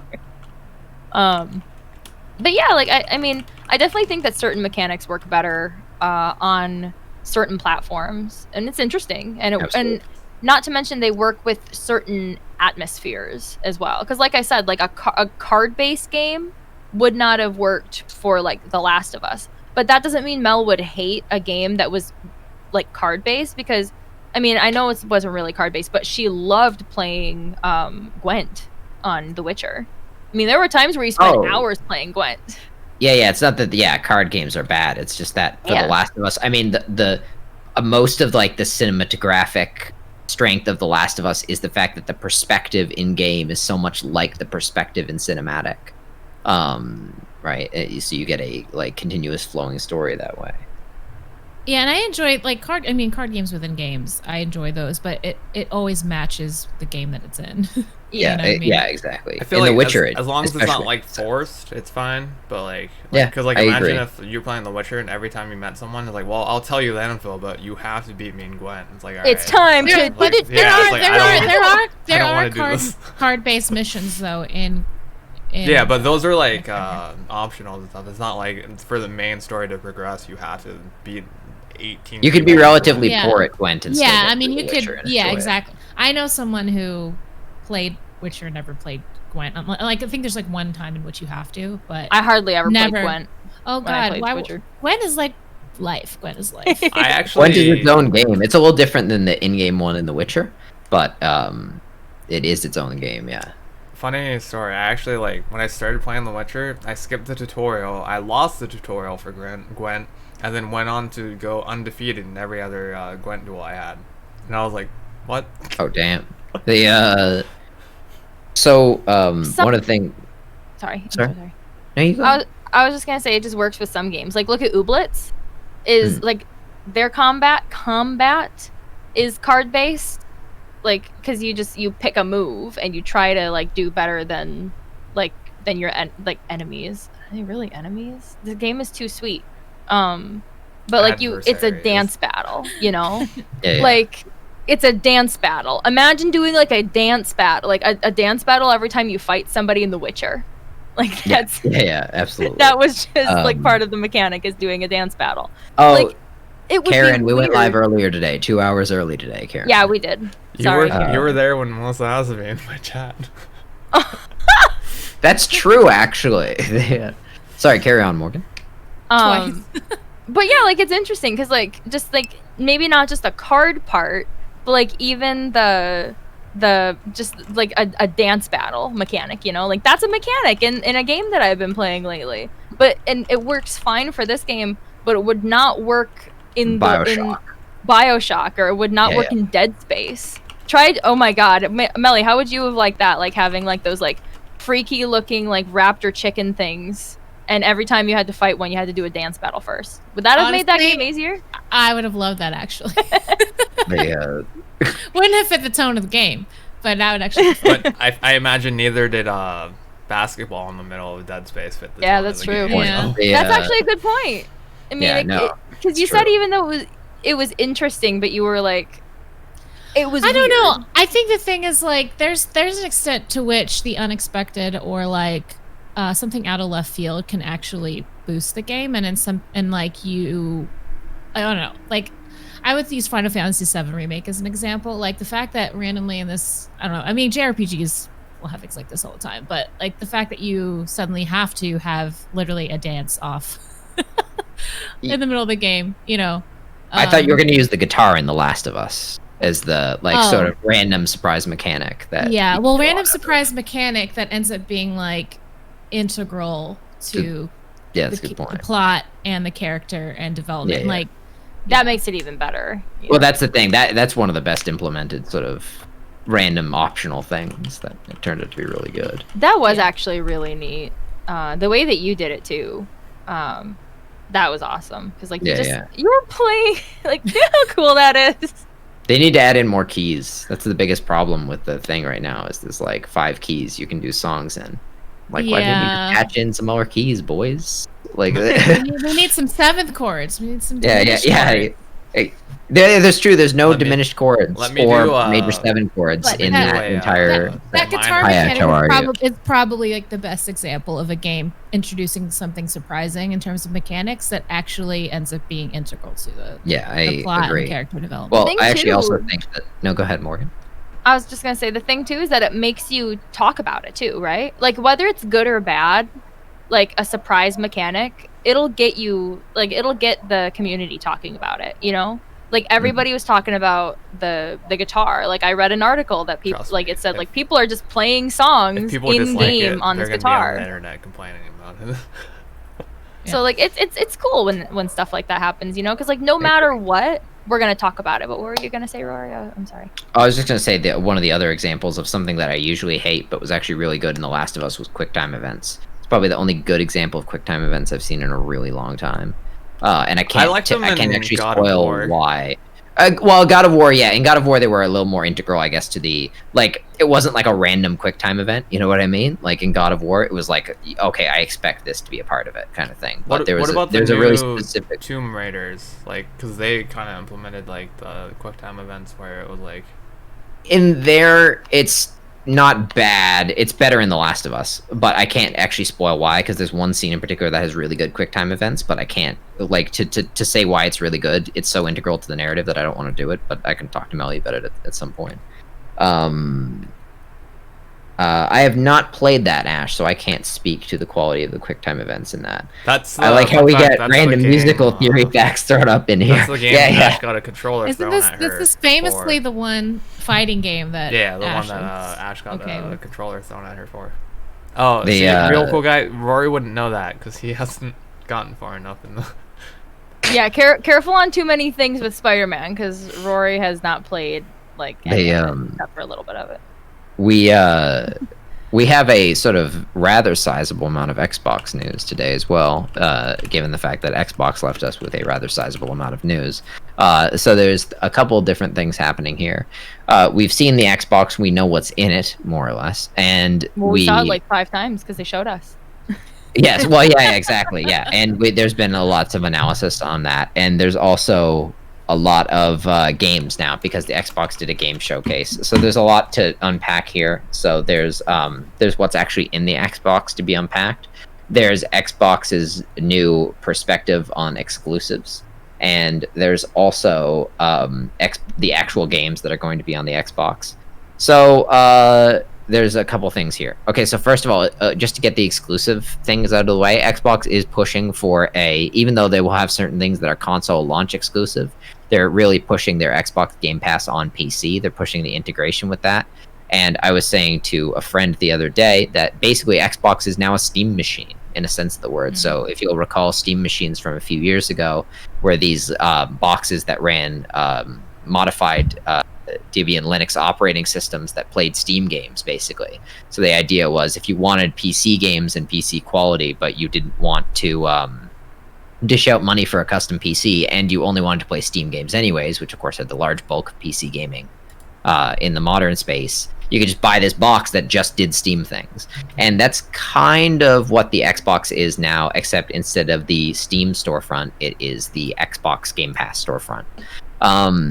it's effectively a PC in hardware capability. And since all the games are eventually basically coming to the Xbox Game Pass for PC anyways, it's a very similar thing. So that's strictly beneficial to the consumer in that you can actually have it's strictly more beneficial for more people to be able to play these titles. And it's beneficial to you if you already have a PC because you can enjoy all these Xbox games and not have to get an Xbox. Alternatively, if you've always wanted a PC but don't want to dish out PC money and don't feel like you would have a use case for the other things the PC do, which I would be surprised about, but presuming that you didn't, you could just get an Xbox and that kind of brings me to what's actually in it. So my question with that is like, I get they're away. pushing for like non-exclusivity or like just to have like a Steam machine, but like at that point, why wouldn't you just get a PC? Like, the three of us here like got one, and it's already proven so much more value. Like, I mean, sort of. You're probably, admittedly, you're probably asking the wrong crew member here in a sense, because or insofar as you're asking any of us who all play PC, because we are aware of the benefits of the platform. There's a variety of benefits that I'm sure the audience will be familiar with and will talk about, like pricing and whatnot. But yeah, like you say, I think one of the primary things is all the stuff you can do, right? Like the tremendous number of use cases you could use a PC for. So but what I'm gonna need from Morgan now is to hit up that guy who wanted to show you what Xbox was doing, and then we're gonna need to ask his opinion on this. Having flashbacks. I'm having more flashbacks. So it's interesting because what Trev brings up sort of occurred to me, and while this is strictly good on a consumer end, I wonder what it's going to mean for the future of business. It's funny you said that Trevor, as like a reason why this would be the wrong crowd. It's actually not the wrong crowd. It's considered like this 3 out of 4 of us didn't even get a PC, our own PCs, until last year. So like that's a good point too. Yeah. Like what prevented you guys from getting PCs up until recently? Do you know what I mean? That was the thing for me. It was mostly like money, like because and even before I hadn't really heard much of like building PCs. Like I had heard my brother talk about it, but I didn't really think much of it. And I guess I maybe didn't know just how many games were available on PC. I think when I really started getting a little bit more interested in it is actually when Stardew Valley came out. Because I was actually, and I probably could have played it on my laptop, but for some reason the only games I was okay playing on PC were like, I don't know, like Zoo Tycoon and The Sims and like building management games. Like that's like the most of like what I really played on PC, and then I just did all of my regular gaming on console. And the first time I really thought it was Stardew Valley because I could have played on my laptop, but just for some reason I was in the mindset that I would rather play it on a console for some reason. So I waited until it came out on console. But now like I definitely have this mindset of like, oh my god, I can play games way before they come out on console, because most of the time I think it took a year or a year and a half maybe for Stardew Valley to drop onto console, which happens all the time with indie games like these that first start on PC and then go to console. And now I don't have to worry about it. So like you're saying essentially it's money and then it's accessibility and familiarity. Yes. And then Trevor, for you it would be what? For me it was like, as all of you know, like I also got a PC like a year ago.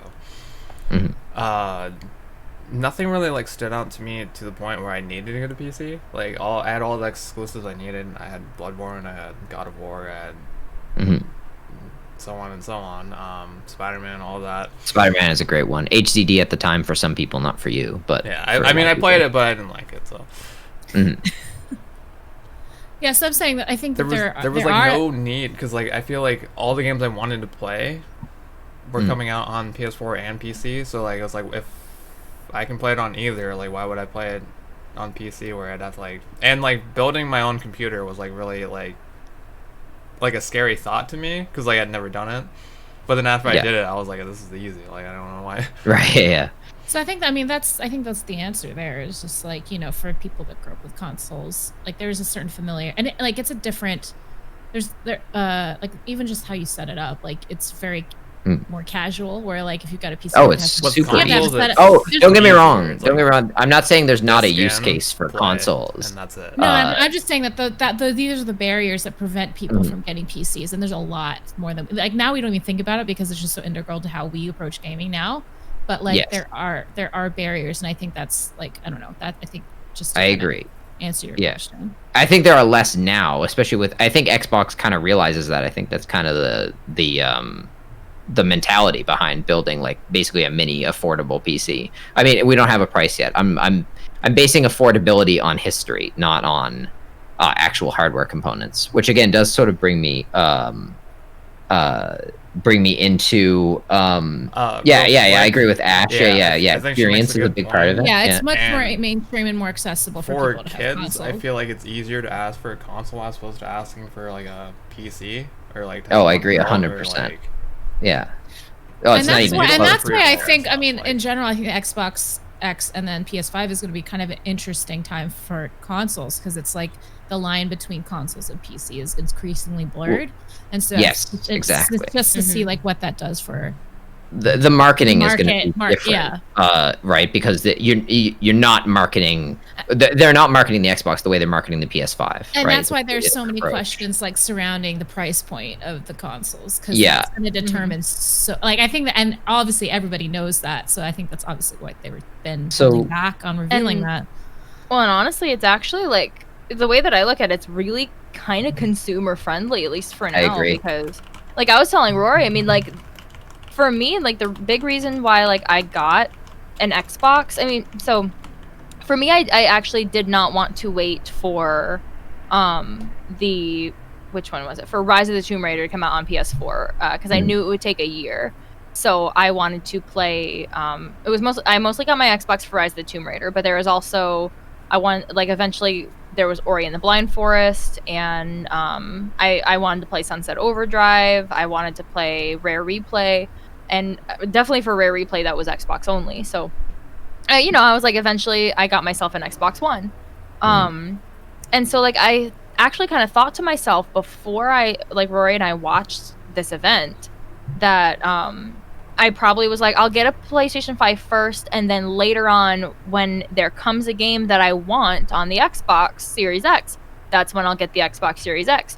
Well, when they actually announced that all of their games were going to be Windows and Xbox, I actually thought to myself, I was like, I'm not going to get an Xbox probably this time. I mean, unless they suddenly start then doing console exclusives only, because I feel even like then that cuts on their sales too. Like, 'cause, I like, don't know imagine- though. I think it's almost a smart move because, like what Rory said, there are people that are going to, that are still going to buy those games, which will still be funding Microsoft when they already have the PC, and then for people that don't have a PC that still want to play those games, they can still just get the Xbox and just play them like that.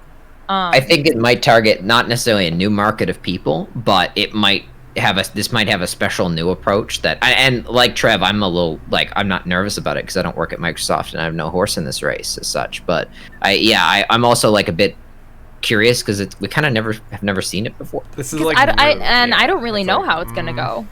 Yeah, It'll I be mean, interesting because at the same time I think it's a smart move, and then on the other hand, I'm like, I don't know if this is smart at all. It's great for all of us. Like it's strictly It's- good for the consumer. It's and really good so for I'm the consumer, thankful. and I think that's why Definitely it's provide us a smart lot but of not content smart. for when it comes So- up. When it So, like, comes to price, oh sorry, go ahead, Morgan. Go ahead. I'm so sorry. Just No, because what no. I was gonna say is that because it's smart and not smart, because for the first time it really is consumer friendly, and usually these kinds of things aren't consumer friendly. Like think about the Nintendo. All of those Nintendo exclusives, like they've never come to anything else ever. Like you're not gonna see Mario, you're not gonna see The Legend of Zelda, you're not gonna see Pokemon. I mean, unless it's an app game on any other console except for Nintendo. So if you want to play those games, you have to get the Nintendo console. And then the same with PlayStation. They're saying if you want to play this game, you have to get it on PlayStation. But then here's Xbox that's like, as long as you have a PC, you can get an Xbox One or an Xbox Series X, but if you have a PC, you can also get this game on PC. So like for the people who already have like their big nice PCs, they're basically saying you don't have to get an Xbox Series X. Oh, exactly. I mean, you can if you want to, but you don't have to. The benefit there is Xbox is playing to their strength because those people are paying for Windows licenses, and Xbox's app, the Xbox Game Pass on PC, is a Microsoft app running on a Microsoft operating system, and people paying subscription services to Microsoft. Like they're using, like I said, they're playing to their strengths, which is amazing. Like it's intuitive, I guess. I don't know if it'll work, but it's intuitive. And it is consumer friendly because for me, the way that I looked at it was so far at least for console, because they're still doing console launch exclusives. They're definitely still doing those where they are exclusive for like about a year, which is what they usually do with stuff like that. Like Rise of the Tomb Raider was Xbox One exclusive for a year until it hit. Whoa! Hey, Tiff! Oh. Hey, hold on a second. All right, let's. Oh, no. First of all, if you're here and you don't watch TIFF, stop not watching TIFF by starting to watch TIFF right now. TIFF, welcome to the stream. TIFF is a friend of ours. She's actually been on the podcast twice. If you're here from TIFFs and you don't know who we are at all, we are Streamers Become Human, a weekly podcast centered largely around gaming news. On the top left there, that's Trev. He's a mod in TIFF's channel, actually, so if you've previously been cleaned by someone, it was probably him. On the bottom left there is Sugar Melly, also known as Melly, who is a wonderful variety streamer and member of the stream team True Variety, as we all are individually and as a group. On the top right there is my favorite person in the world, Mapsio Morgan, also known as Morgan, who streams a lot of JRPGs and such sort of associated things and relaxing farming sims and a lot of wonderful games. You can learn a lot about the games she likes on her channel because she knows a lot about them. And on the bottom right is me. My name is Rory or Talktopus. You may have seen me in Tiff's channel or streaming with Tiff as we do every Saturday. And I play stealth games and ramble on about nerd garbage. And you can find links to all our channels down below. I'm still #1 in his channel. On the So we've just been talking about the Xbox and its approach to not do console exclusive games, but instead do simultaneous PC, or not simultaneous, but also PC releases, some of which are going to be simultaneous, and they have a really interesting business approach. And I was just actually about to talk about the... Sorry, Morgan, you were talking. I will finish. I will go after you finish your thought. What I was saying was just that with in terms of the console launch exclusives, like for me, so far at least, because they'll probably have another event sometime soon. Like the way that I looked at it was, he's gonna go eat. Oh, thank you, Abby. Yeah, it's a wonderful game series. We got on earlier today, and so Rory, Trevor's gonna have to go eat. Yeah, we're a bit off schedule. We start at 9 Eastern. We're a 2-hour podcast, but today we started at 7 Eastern. Yeah. But like for me at least, like looking at it, all of the games so far that they said were console launch exclusive, which most likely means that it's gonna be like 10 months to a year until they come out on PC. So far for me, I didn't really see anything that made me go, oh my god, I need to get an Xbox Series X. Like unless, even this might even, like, I'm not sure, but like it'd have to be like the best like untitled goose game, farming sim, Animal Crossing game ever for me to get an Xbox Series X. So far for me, I don't see anything that makes me want to buy, like makes me want that game so much that I will get an Xbox Series X, like when that game comes out. As you own a PC, of course. We all own a PC. PCs here, yes. Prerequisite background. Like if someone didn't own a PC and they wanted good performance, there may actually, like I say, there may be a use case for that. We don't know what they're going to be priced at. For those who don't know how console price points work, they usually come in just barely above, and by just barely, I'm talking to the tune of $10-$20 above production cost.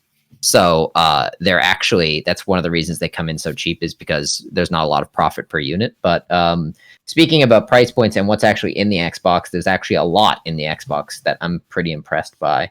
First of all, being the SSD. Is that First of one all them? is the SSD, absolutely.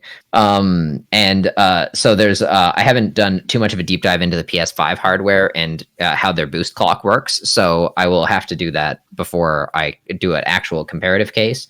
But just talking about the SSD, so a lot of people talk about SSDs right now because it's kind of like a bit of a hot discussion topic, I think, with regards to load times. Because so the way this works, usually at the end of a console generation, people start to feel the age of the hardware they're working with. So the big thing right now is a lot of PS4 owners and this generation console owners are wondering about their load times. They're like, especially if they've tried PCs before and they find the faster load times, they're like, hey, why is this so slow? So a big part of that is the way storage is implemented, because these consoles use spinning hard drives, which is not ideal. They're slower and less durable, and only now slightly cheaper than solid state drives. At the time when these consoles were released, the price would have been a little more different. So for those who don't know, solid state drives are a faster storage solution. It's more durable physically, although less durable technologically because of the way virtual memory works. And they also they're also more expensive historically. So it used to be that the price point was roughly 50. It was like roughly the SSD would have been 3 times the amount as a spinning hard drive per gig. That's getting smaller and smaller. So consoles are now able to afford integrating SSDs into their consoles. So both the PlayStation 5 and the discs slower than a like an actual hard drive, and which is slower than an SSD. And then there are categories of SSDs, which I'm going to get into here actually, because that actually becomes a little bit relevant. And so the SSD that's in the Xbox is very fast. It's a proprietary design, so it's an NVMe drive, which usually if you go onto Amazon and you try to buy an NVMe drive, it's a long thin stick basically that plugs into a PCI slot on your motherboard, which is like a high bandwidth slot type. It's similar to the one your video card uses.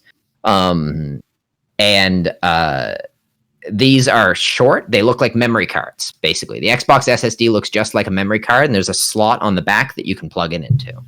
And this is great for, just easily buying replacements. So it's a 1 terabyte, but say you want a 2 terabyte one, they'll probably sell a model that looks just like a memory card that you just plug into the back of your system. So it's easy to swap out. It's really easy to swap out storage, and that's pretty incredible. It's also extremely fast. And the reason it's designed in like a thicker way, like a memory card, is because consoles have a lot of trouble with cooling. So it has a little thing that helps, a little spring system that helps with cooling built on the inside of it. So that's cool. So yeah, we're going back to memory cards, which is ironic.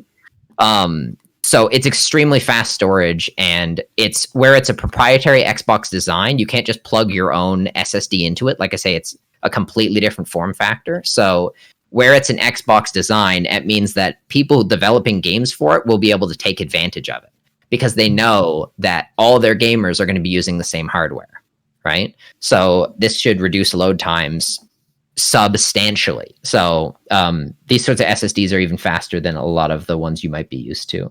So that's the first interesting thing that's in the Xbox. The other interesting thing on the software side is freezing game states. So if you play on a PS4, you can suspend a game, right? Where you can go into the menu, you can like hit pause and then hit the PS button, and then go and do like PlayStation whatever. Go to and the PlayStation Store. Go to the PlayStation Store, for instance, and watch the storefront that never properly loads, and and then you can go back to your game. On the Xbox, you can suspend multiple games, which is incredible.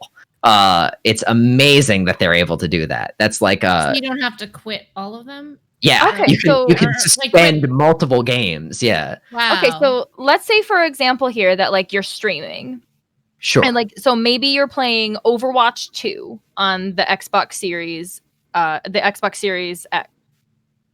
Wait, what is it called again? Xbox Series X. X. That's what it is. Yeah, they really need to change. Oh my god, because Yeah. because I'm like, there's an Xbox One X, there's an Xbox One S, Xbox Series X. Oh my god. Okay. Anyways, I'm so sorry. So like, say for example, you're playing Overwatch 2 on the Xbox Series X.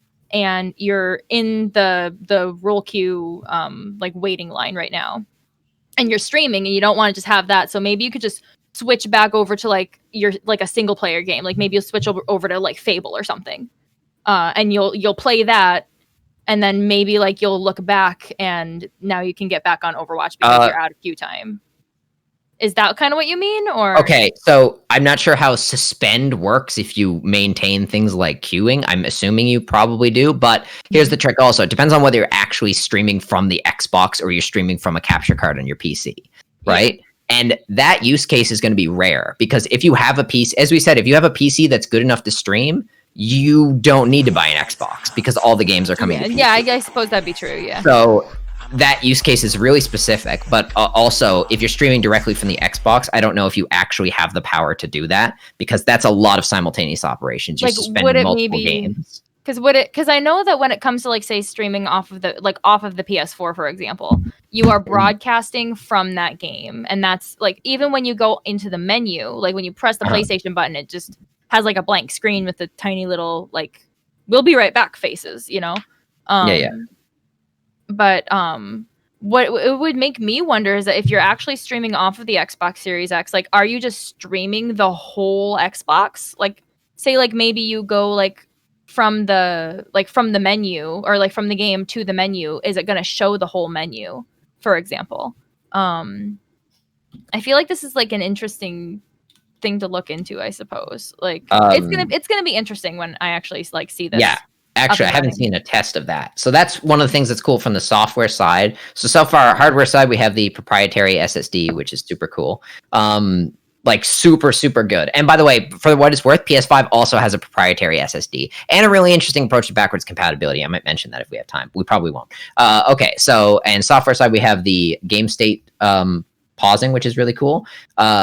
The Xbox, you may have looked at it and been like, hey, why does it look so weird? It looks so weird for a really specific reason. It's designed around being quiet and it's designed around good cooling. So if you buy a case, let's say you buy the NZXT H510 for your PC, you'll see a rear mounted fan, a top case fan, and of course your CPU is going to have its own cooling solution, whether it be like a air cooling or an AIO or a custom loop, and probably a place on the front mounted radiator as well. So that's a lot of cooling, right? You can't put all that in a console. You can't even fit an ordinary AIO into a console. The Xbox has a split motherboard design. So instead of being your PC, for instance, it has one motherboard and a bunch of stuff on it. It has RAM, CPU, a GPU plugged into the PCIe slot. And in the case of Morgan's PC, it has an NVMe PCIe drive. The Xbox has split the motherboard into two and put it on either side of a cooling structure. So this is how it keeps cool and is small as it is. So it has two equally sized boards on either side of a cooling thing, and it has a proprietary top-mounted fan, which is shaped in a certain way. Like it's an Xbox fan. It's not like a fan you can just buy, like a Corsair fan or something like that. So that's why it's designed vertically, is actually for cooling. It's not the first vertical PC structure to be designed for cooling. Apple had something kind of similar back in the day, and that's also what the springs on the custom SSD do. They like push it closer to the heating, to the cooling system. So there's a large cooling system and then a vertical fan at the top. So that's why it's designed the way it is. And if you want to sense the scale of it, basically it's two GameCubes stacked on top of each other in size. in every dimension. That's the same for breadth, depth, and height. So it's like, which one are you gonna get? Are you gonna get the Xbox refrigerator, or are you gonna get the PlayStation modem? Which one? And so that's why it looks the way it does. So it's actually intelligently designed in that way. Phil Spencer has been saying that it's the most consistently powerful next generation console. I absolutely despise that wording. It's incredibly hardware is nuanced, and it bothers me that someone can say something like it's the most consistently powerful, especially because the PS5's SSD is strictly better, basically. And also it uses a boost clock, which means that the speeds are inconsistent on the PS5, but inconsistent in a good, intelligent way. So it just works differently than the Xbox. It's not fair to say one is more powerful than the other. And I don't care how many journalists on the internet say that they did some comparison and they won on 3 out of 5. It doesn't matter. The other thing is also the backwards compatibility on the PS5. If I could, I know this has gone on forever, but people are still confused about the way backwards compatibility works on PS5. And they're not doing full backwards compatibility on every game. And they're also not doing game by game backwards compatibility. They do not have the option to make, what's a PS4 game? What's like a popular PS4 game? Uncharted, sure. They can't just make Uncharted backwards compatibility on a case by case basis. That's not what they want to do. They've implemented a broad backwards compatibility system, which is going to work with the games it's going to work with, and it's not going to work with the games it's not going to work with. And it's going to work with most games. Is it a bit kind of like how Xbox is doing theirs, where they like, say for example, they get the rights to be able to have it on the Xbox One, and then like you're able to use the disc like that? Are they kind of doing it like that, or? I don't know exactly how that part is going to work. That's tricky. My understanding of what Xbox does is they do it on like a case by case thing, right? Like they make sure that each one works, whereas like PlayStation did the system first, and then we'll see which ones it works with and which ones it doesn't. Because I can understand why they do things like certain games, I suppose, as not backwards compatible. Because, like, say for example, like, I mean, most people know that I worked at a game store. I don't anymore, but I worked at a game store at one point, and I constantly had people asking me, like, they would bring up Grand Theft Auto 5 on the Xbox 360. And say, I can play this on my Xbox One, right? And I'd be like, no. And they're like, well, why not? How come there's a bunch of games that are backwards compatible on Xbox One with 360, but not this one? And I'd say, well, the reason is because that's already optimized as an actual Xbox One game on the Xbox One. And so you can just buy it on Xbox One instead. And they're like, well, that's a lot more expensive. And it's like, take that up with Xbox and Rockstar.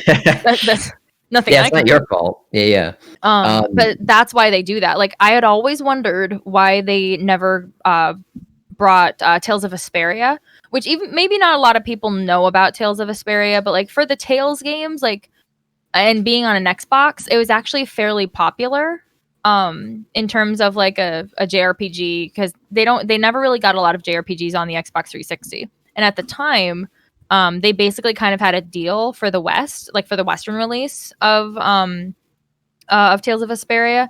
We did not get the PlayStation 3 version, which had a lot more content on it. We only got the 360 version. And so I was actually surprised, because I really thought that game was going to come to backwards compatibility fairly quickly, and it never did. And then the reason why was because a few years ago, they had announced that there was going to be a definitive version, which was basically the PlayStation 3 version upgraded for Switch, PS4, and Xbox One. So why make it backwards compatible when you like that company like Bandai Namco, for example, could make tons of more money, you know, instead of letting them have the rights to basically project the game on the Xbox One again. Why not just optimize it for the Xbox One and, you know, the other systems that they had as well, but in this case for the Xbox One, because then they could just sell all new versions of it and make more money that way. So I do understand why they do things a certain way.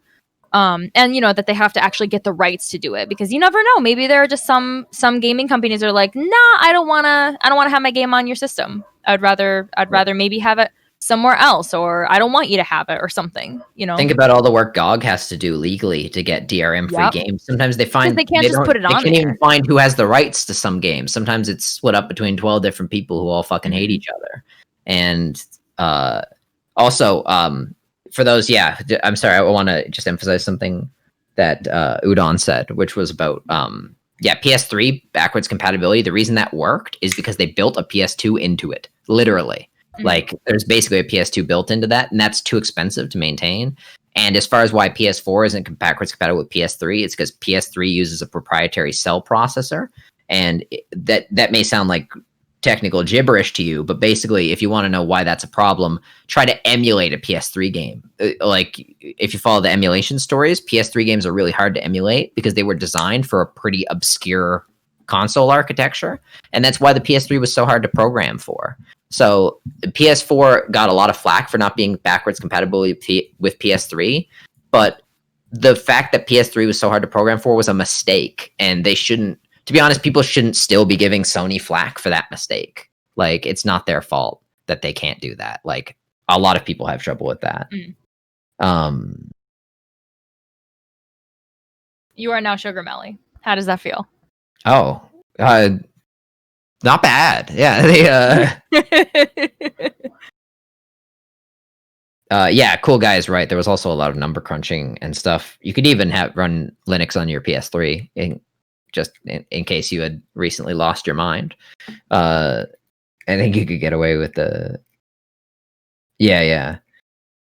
Now, what I will say is that, like, did I really like Sony's approach to backwards compatibility on PS4? No, I did not. I did not like that. Either. Because their version of it was pay us a bunch of money so you can have the opportunity to play these games. And also, if we take your favorite game off of this service, you can't do anything about it because you don't own the game. I actually told people, because I would have people actually coming in and asking me about like if they should do like PlayStation Now and stuff like that. And I was like, listen, I'm going to be really honest. Your best bet, because at the time, like, PlayStation Now is actually kind of good now, a little bit. Also, welcome back, Trev. What happened? You guys can't see him yet, but he's here. Melly is right back, so I'm Sugar Melly for the time being. Yeah. I was just gonna ask. I was like, why are you in the wrong place? But I this is what I actually told people, because now for PlayStation Now, I hated that whole thing that I just said there. At this moment with PlayStation Now, the way that it works is that you're basically streaming the game, right? Like, that's what you're doing. It's like Netflix. And there's Melly. It's basically like I'm in the right spot again. Yeah. I don't know if you heard Melly, but for a while, since you turned your camera off for a minute there, Rory became Sugar Melly. Excellent. What was it like being such an amazing, beautiful streamer, Rory? What was that like? Well, let's not also forget that Melly became Toctopus for a brief moment as well. What was it like being an awesome, handsome streamer, Melly? Swapping identities. But yeah, like with PlayStation Now, it's kind of good now from what I've heard, like with people wanting to try it. I just realized that Megan came in, and I'm really sorry that I missed her. Hi, Megan. Because I think it's $10 a month now. What? And Ozzy's here. Hi, Ozzy. Didn't they lower now? I thought they lowered it for... It's $10 a month now. It was something like $46 every 3 months is what you had to pay. Mm-hmm. And the way that I looked at it, I was like telling people, like when they would ask me about it, I was like, your best bet is to like try to find a PlayStation 3 and just buy the PlayStation 3 and then just buy the games that you want from somewhere, or find them if you can. Because one, on PlayStation Now, it's not all games. It's not all games by any means. Like one of the ways that I looked at it, like I was like thinking about maybe getting it because I wanted to try to find some, because we have a PlayStation 3. We have a PlayStation 3, but it would go in between like my brother and I at times. Like it would go between us is how it would work. And so I was like, well, what can I do when I don't have my PlayStation 3? I want to try playing some of the Tales games. And none of the Tales games were even on it. And I was like, a popular JRPG series isn't on here, and I was flabbergasted by it. But so what I was telling people was like, you'll actually get more and you'll save more by just getting yourself a PlayStation 3 and buying the games that you want, because you're paying for a service. So like think about it like this. If you're paying, like at the time it was $46 a month to play certain games, or a month, geez, $46 every 3 months. Sorry, geez. $46 every 3 months. For only certain games. Like, you're not even playing the same price as PS Plus, or wasn't it like PS Plus competitive is around the PS Plus is $60, so that's on top of that as well. Because that wasn't like, I don't think there was ever like a deal or anything. Yeah, that I don't you think got there was PlayStation like Plus or anything. I think it was So all it just was- one or the other. So it's $46 every 3 months, or every 3 months, and then still on top of the $60 a year for that, if you wanted to still do like your regular PS4 gaming. That's too much. They need to take a note from Nintendo and just make it $20. I can understand that. But so that's what I usually told people. I was like, listen, like if you really want to have like the PlayStation experience or PlayStation 3 experience, it would make so much more sense to just get a PlayStation 3 and buy the games that you want that might not even be a part of that service. Because say, I was like, think about it like in 5 years, like say like you buy like, I don't know, like a used PlayStation 3 somewhere off of somebody for like I don't know, like $100. It's probably more than $100, but somewhere. Or like if you went to a game store and you bought one for like $130 or something. You buy one for $130. Most PS3 games are not going to be more than $40 too, because a lot. I mean, unless you're trying to find like you know, like ones with cover art or ones that are really hard to find or something. Yeah. Like you just want to play certain games. Like most of them are like $14 to $20. And I was like, you're actually going to spend way less in say 5 years, for example, if you're paying $46 every 3 months for 5 years versus spending $130 for a system and then just buying certain games that you want. And a good system. Honestly, the PS3 has a lot of games, especially if you're into 'Cause it was JRPGs like, like- Morgan is. Yeah. The PS3 is like the best It was JRPG like, what, console of all 6 time. years Like, Pretty of much. PS3. That was that. Yeah. That time frame was like Yeah, it was- 6 or so years. I mean, I 'cause know I think just about gave it a lot of shit for the way it was designed, like internally, but it is a really good console. There's no doubt about that. I have my broken Like- one in my closet.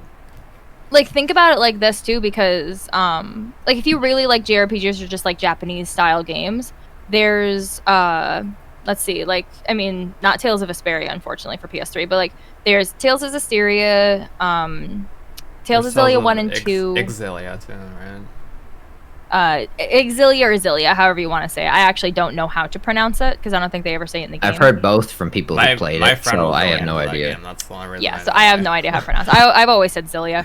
But so there's Tales of Graces, Tales of Zestiria, Tales of Xillia 1 and 2, and then there's also Tales of Symphonia Chronicles, which has Tales of Symphonia, and then Tales of Symphonia Dawn of the New Age, or Dawn of the New World, whichever it's called. And then there's also Yakuza 2, 3, and... or, no, not 2. 3, 4, and 5. All really awesome games. And then they also have PS2 games and even PS1 games that you could buy on it. So I was like, it's kind of... It really does make more sense just to buy a PS3 and depending at that on point. the version you got, there was one that could use backwards compatibility and like, The backward compatibility, yep. But I don't know, when it comes... I like backwards compatibility. Like, when it came to Xbox doing that, I actually got really excited about it because I was like, my Xbox 360 is not the best. Like, I was always really scared when I'd play Tales of Vesperia or something. I'm not joking. I had to smack the top of my Xbox 360 to get the tray to open up. It was old. It was the very first 360. Yeah. I did that and on I was like, PS3 and it broke.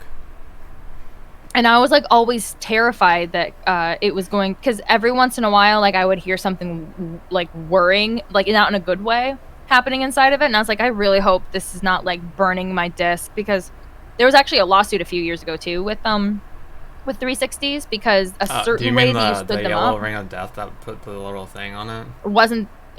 Oh, I don't know about the yellow ring of death, but what I remember is that if you sat your Xbox 360 a certain way, or if it got like bumped a certain way, sideways, yeah, it like made a ring on your disc. on your discs, yeah, it basically the laser got too hot or too close to it, and it made a ring on them. And yeah, it wasn't they good. I mean I talked to great length about it while Trev was gone, but basically Trev, that the new Xbox is really well designed. I'm glad they learned their lesson, like, and started making good After hardware. so 'cause many that was releases, a nightmare. you should have something good. Like it's like trial and error. It's like this didn't work, then this one should, and the next. The vanilla Xbox shouldn't 360 work, was a and then, fucking like, it's like, tragedy, to be alright. honest. Like, they're lucky they had great games. But when they when they actually started doing backwards compatibility, and they said, yeah, you just pop your discs right in, doesn't matter. Like, I was like, oh my god, like I don't have to use my terrible 360 anymore, and I can just play Fable 2 on my Xbox One. This is amazing. I was Yeah. so happy with it. Like, I really do like that. Not Yeah, to mention, absolutely. they added that, and then like they were adding all sorts of games too, like including like because Ozzy actually had just brought this up because he said bought a used original Xbox that just made it pop into my head. Because they also did backwards compatibility for some original Xbox games as well. Like if you had the discs, you could just play original Xbox games on your Xbox One, and that's cool. I think that's really cool. I like when they do stuff like that. As much as people complain about Xbox, I don't play my Xbox often, mostly just because of the exclusive games that they have just don't really grab me much for a few of You them. don't want to play Lego Forza, and But they do it. kind of tend to be a little bit user friendly. I will be honest about that. Like a bit consumer friendly too. Like their controllers and stuff. They had Minecraft controllers. They knew kids would go crazy over that stuff. I love when they have like peripherals that have to do with games. I love stuff like that, and I wish that they would do it more often. Like, I was going nuts when they brought out the Nintendo Switch Animal Crossing edition. Like, I went crazy for that thing. Like, they make anything Animal Crossing themed. If I can have it on a controller, I'll buy it. How many versions of like game switches did they do? I know they did the Mario one. I know they did Diablo. I know they did. Animal So the Crossing. Mario one I don't count as much because it was just red controllers, and that's all that made it. Oh, a it wasn't Mario like designed edition. or anything. It was just. It wasn't really okay. designed. So in terms of like also having on the back of the Switch, I think it was they had a Smash Bros one. They had I don't know if they did Pokemon X and Y ones. I know they did a Pokemon XY one for the Switch Lite. Not XY, geez. Pokemon Sword and Shield for the Switch Lite. Yeah. They also did Diablo, and they did Pokemon Let's Go Eevee edition, and then a Pokemon Let's Go Pikachu Were those edition. designed though? I thought that was just because they came with the like Pokeball They came with thing. color. Oh no, it wasn't. No, it wasn't just that. So I think it came with a Pokeball. The Joy-Cons were yellow and brown, and then the back of it, depending on which one you got, or maybe it was one. It had like Pikachu and Eevee. Yeah, I think it was just one. It had Pikachu and Eevee on the back. I think maybe it came with a certain game though. Maybe I think that's what made them a different edition. So, Oh As yeah, there was Ozzy, also the that's Spider-Man like thing. you, Yeah. it's like you knew that we were gonna talk about this. Wait, you said weird thing PS owners are upset? I feel like it's not PlayStation people who are upset. I think maybe if it's PlayStation owners who are upset, maybe they're like, hey, even though we're the ones getting it, it's not fair that they're doing that to like PC and Xbox One owners. Maybe I do understand it because at the same time, I'm not surprised by it because, like I said before, I said something about Tales of Vesperia and Eternal Sonata. Their PS3 versions had more content, even when as far as having an exclusive dungeon and having having exclusive characters to have in your parties on the PlayStation 3 versions than they did for the Xbox 360 versions. So at the same time, I'm not surprised. I maybe was thinking like we'd be past that kind of stuff in terms of like having exclusive content, in terms of like an actual character that's in the game that makes things different versus like cosmetics or maybe a mission. But I don't know. I don't know how I feel about it because at the same time, I want to say I'm not surprised because it's been happening for a long time. But I also want to say it kind of sucks because it'd be super cool for other people to have Spider-Man in their games. But Well, was there this much of an uproar for like the Spider-Man PS4 game, like when it wasn't coming to? I think the reason why they're upset about it though is because I'm sure there are people mad that Spider-Man was not going to be coming to Xbox One or PC, but I think the thing that they're angry about here is that it's an exclusive character. I think that you can play as that will only be on the PlayStation version. So it's not just like a separate DLC mission. It's literally a player that you can't unlock. That's what I thought it was. I didn't think it Yeah. was a mission. I could have sworn I read that it was a character. and it's going to only be on PlayStation. So which means that that basically it's a different technically it's kind of a different game for PlayStation users versus Xbox and PC users. Well, people nowadays should be used to that though, because it's like there's different versions like with releases. It's like, oh, this is the Best Buy edition because it comes with this character, and this is the Amazon edition because it comes with this character, and like, so I don't know, like, to me it's more like mind blowing that they're not used to it by now, as opposed to like them like being shocked that this is still happening. I don't know if they've really done that with characters before though. Like, unless it was like an online multiplayer game, I can understand that.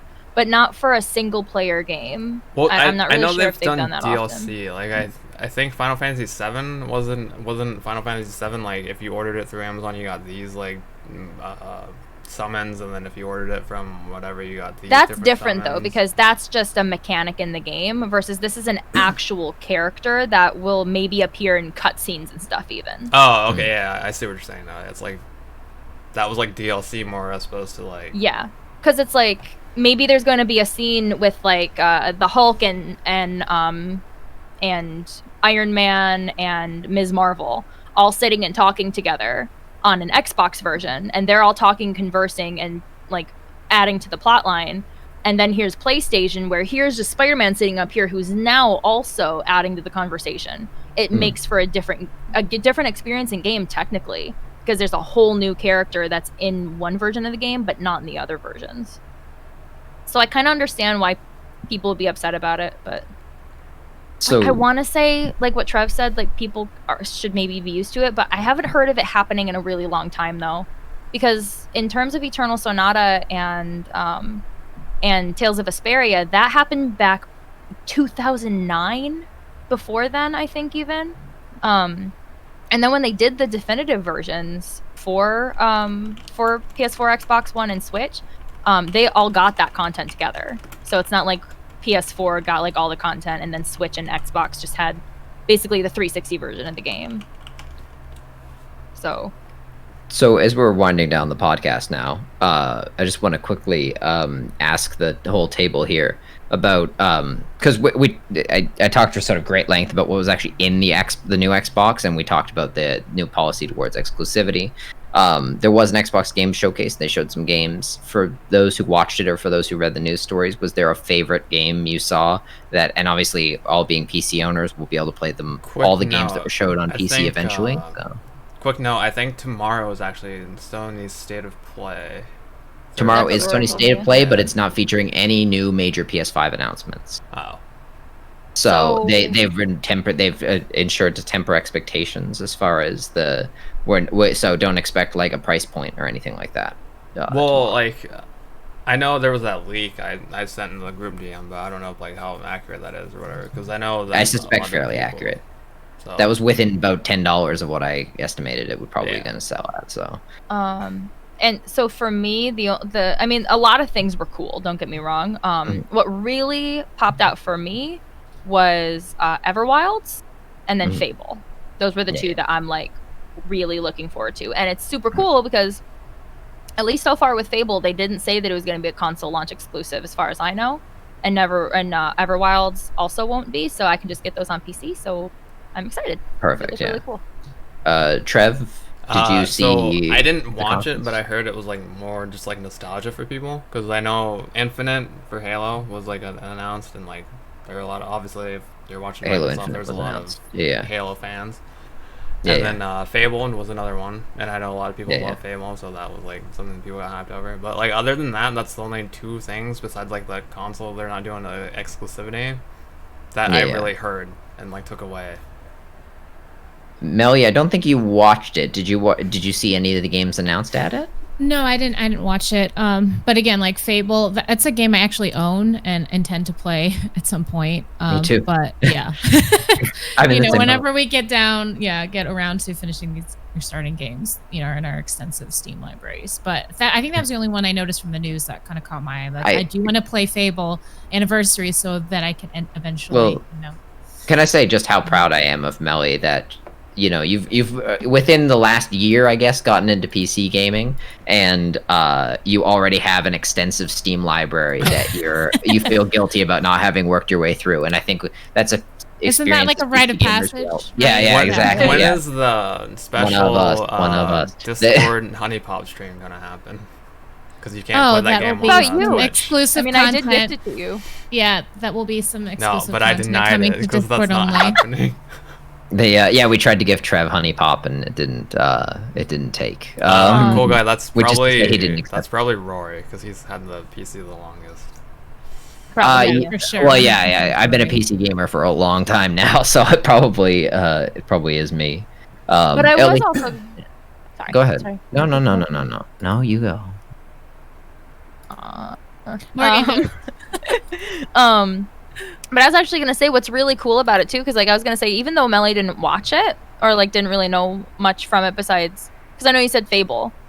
What's really cool about it though is that, you know, before like say like at E3 time, there would be a lot of people that would be like, well, I'm not even gonna watch the Xbox or the PlayStation or the Nintendo or the PC segments at all because I don't have that system and I don't plan on getting that system, so it doesn't apply to me.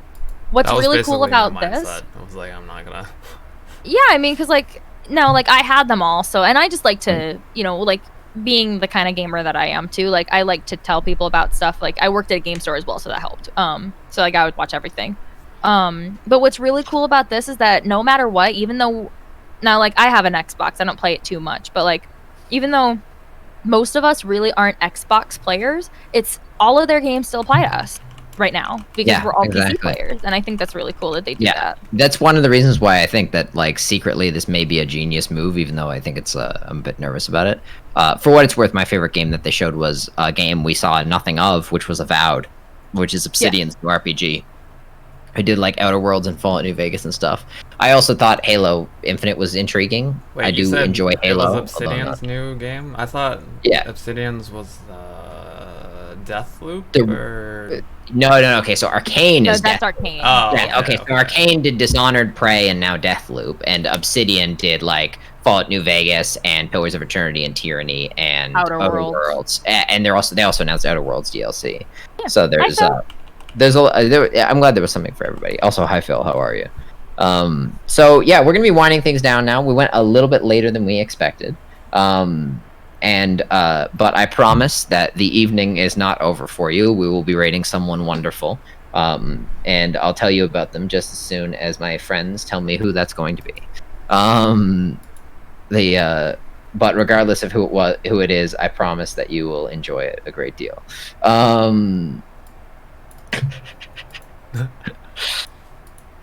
Yeah, Phil, we had kind of awkward timing, unfortunately. But we'll be back next Wednesday at the regular time. I imagine Phil was like used to our other one, and then like other time He got here at almost the and then he exact was right like, time for our. Yeah. Hey, and probably. then it was like, oh, we're ending. It's like, what the fuck? Yeah, good night, Ozzy. We're usually have a great night, everybody. We're usually on 9 Eastern, so we'll be here And- next Wednesday at 9 Eastern. And our next guest next week will be Waltiverse. The The Waltiverse. Waltiverse. The Yes. Waltiverse. Yes. And so we're gonna be rating AKA Kilroy AC/DC. Killjoy. And Kilroy's on our stream team, True Variety, which is led by Ash. I'm just going to do a quick shout out for Ash here, who you should all be following. Yeah. Okay. please. Yeah. And do this. And also, do we have a True Variety command here for the link to the whole team?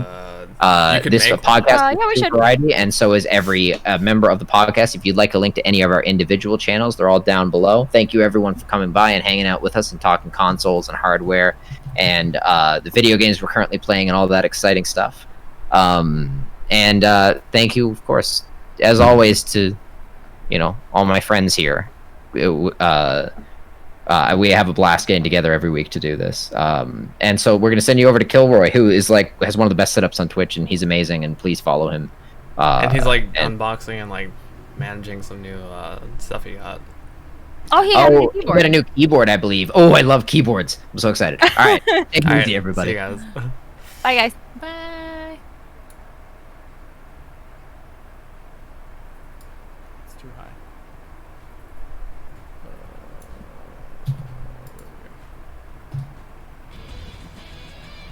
Nice. Streamers become human. Thank you so much for the raid. Welcome everybody.